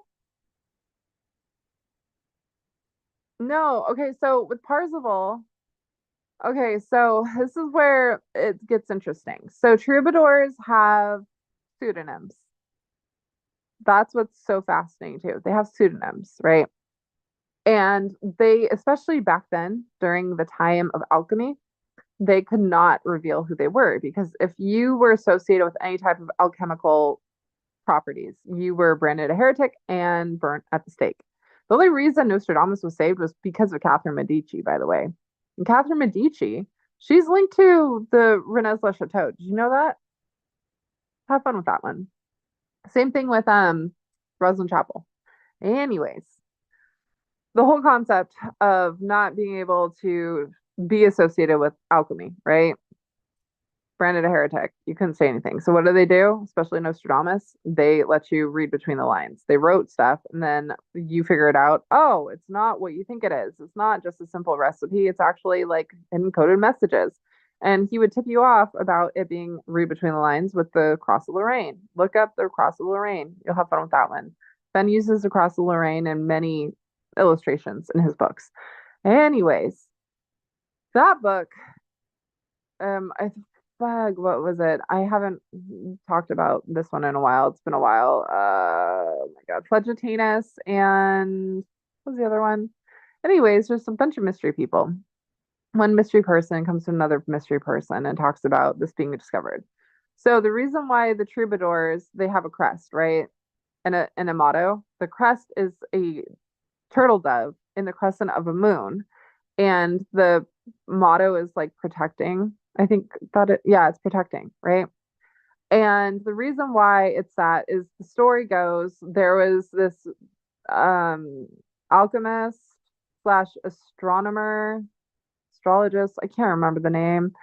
He discovered these scrolls in Toledo, Ohio. Not Toledo, Spain, not Toledo, Ohio. Crap. Any coffee. He discovered these scrolls in Toledo, Spain. And it talked about the person who was writing this information, talked about being the bloodline of Solomon, King Solomon, and how the bloodline was actually associated to the Grail, which meant knowledge, right? And could tell you what was to come to pass because of astrology, right? So this information shared, and then this man named Phlegetanus comes to the writer Parzival and shares this information. And he's like, hey, tried the first time with the guy who wrote, Ch- Chististon or something, the very first dude that wrote Parzival. He didn't tell the story right. He was like, he screwed us over. He didn't pass the information down like he was supposed to. So this is another attempt. So they go to Wolfram von Echtenbach and they're like, this is the information you need to pass down. And it's the story of the Fisher King and, the whole bloodline that links to King Solomon.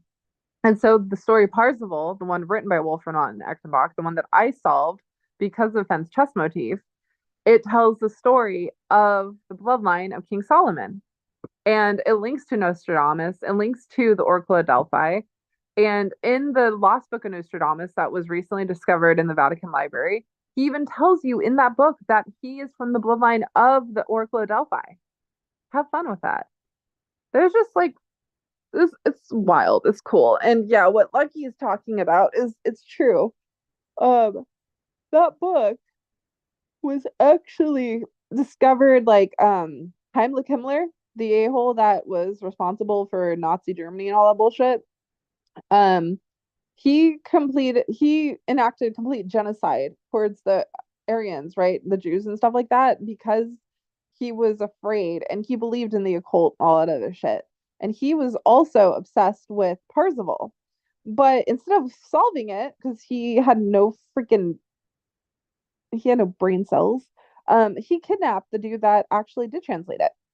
And what's wild about this is I was working on this puzzle, not even knowing it was a puzzle until I was like, oh shit, it's a puzzle, right? So I'm like working on Fenn's puzzle, which is the chess motif. Years down the line, I finally crack it, and it leads me to the book Parzival. Next thing you know, I'm cracking Parzival. So I figured out, like in the book, it's code, and I discovered that the troubadours, the Templars Saiyan or whatever, they're the actual troubadours, they're the guardians. They went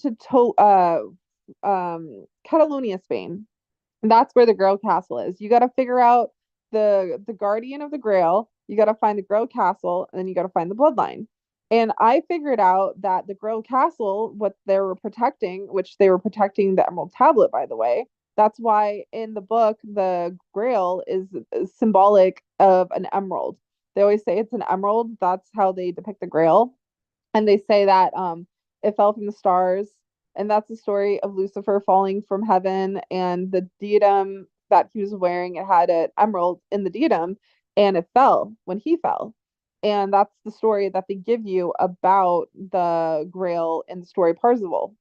Anyways, I discovered and I deciphered that the Grail Castle in the book was actually Catalonia, Spain, and the Grail was actually the Emerald Tablet. And then I discovered the bloodline and all that other fun stuff. And I was like, oh shit. So then I go online, I want to look up more information because I'm like, wait, I just figured this out. What do I do with it? How do I even go about this? And because of what I'm looking into, I, of course, discover the man who decoded the stuff. I didn't even know he existed.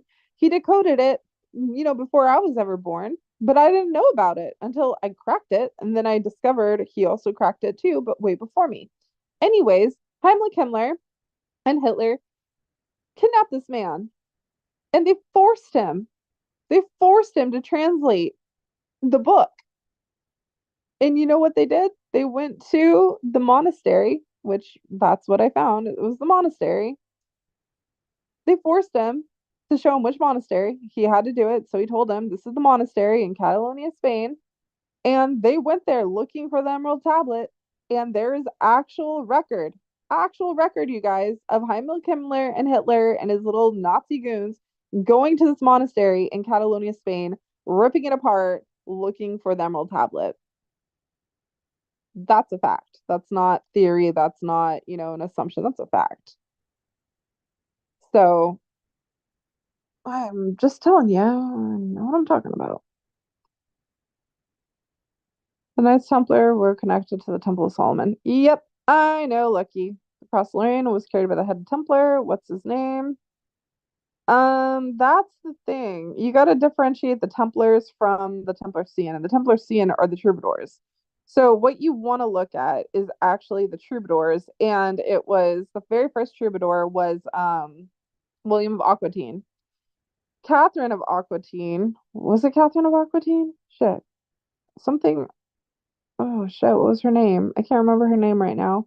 She was the daughter of, William of Aquitaine or whatever. Um, yeah, there's a lot of stuff that goes into it. Anyways, you want to look at the Aquitaine. Aquitaine. That's why she's the actual symbol of courtly love. That's why the troubadours are courtly love. That's why the chest they say is, courtly love. It's been years. I've been researching this shit nonstop. Um, the Grandmaster? Nope, wrong one. You got the wrong one. It's not Malay. You need to differentiate the Templars from the Troubadours. Yes, Eleanor of Aquitaine, whatever the fuck. Yeah, they even tell you in the book that the Templars that we know in history are not the actual guardians of the real knowledge. It's different. And that's how they muddle all the history up, and that's how they hide things, is they give you a distraction, right? So the Templars that you think are the Templars are not the same. So yes, they are the bloodline connected to Solomon, but it's not who you think they are. And Nostradamus, Da Vinci, Shakespeare, they're all troubadours. That's why when you find someone who is writing poetry and sonnets or quartets or whatever the fuck, I can't remember, quadlets, there we go. It's all troubadours. Even me, when I do my treasure hunts, I do poetry because I'm literally from the bloodline of the troubadours. Like it's in my blood to be able to rhyme like that. I can do it within like minutes. Um, yeah, there's a lot. There's a lot. If you're looking at the headmaster, it's not who you think it is. You need to look at William of Aquitaine, Eleanor of Aquitaine. You need to look at Shakespeare, how it is all in correlation, by the way. The pseudonyms that they choose to hide their identities, because again, they're guardians of knowledge. Not only are they guardians of knowledge, but they're guardians of the secret schools of knowledge. Like it, there's a lot. There's a lot. Ow, eyeballs hurting me right now.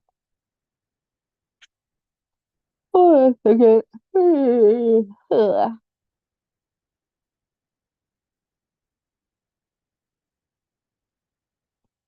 Gosh, my sister keeps sending me things. Yeah, already have fun.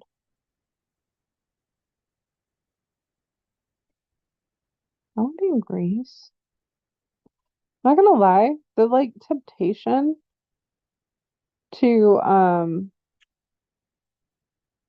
just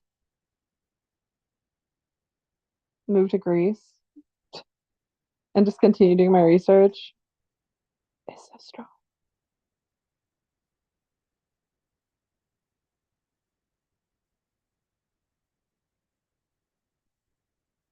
So what time is it in Washington right now? Hold on. Washington time. One. Oh, so it'd be like midnight my time. Yeah, whatever. I'm staying awake anyways. Hold on.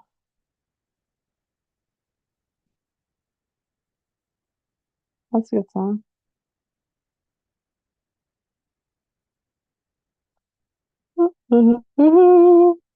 Oh my gosh. Alarm keeps going off. It's bugging me.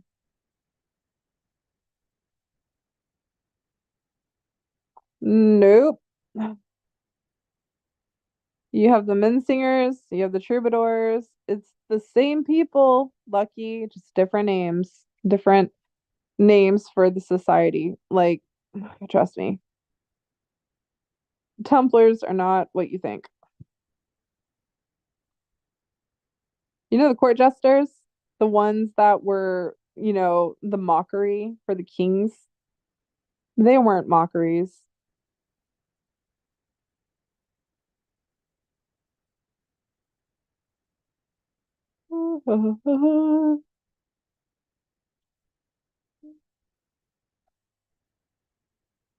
Oh, anyways, I think I'm gonna run away now because I've been going on a tangent. And I just wanted to say I had a thought idea and I think it's all about my work for me. So there you go. Enjoy my same rantings that I rant about every single time I go live, and they never change. You're welcome. Okay, good night. Bye. So how's the dove and the new moon connected? Oh my God. I said that already. I'm going to sleep now. Goodbye.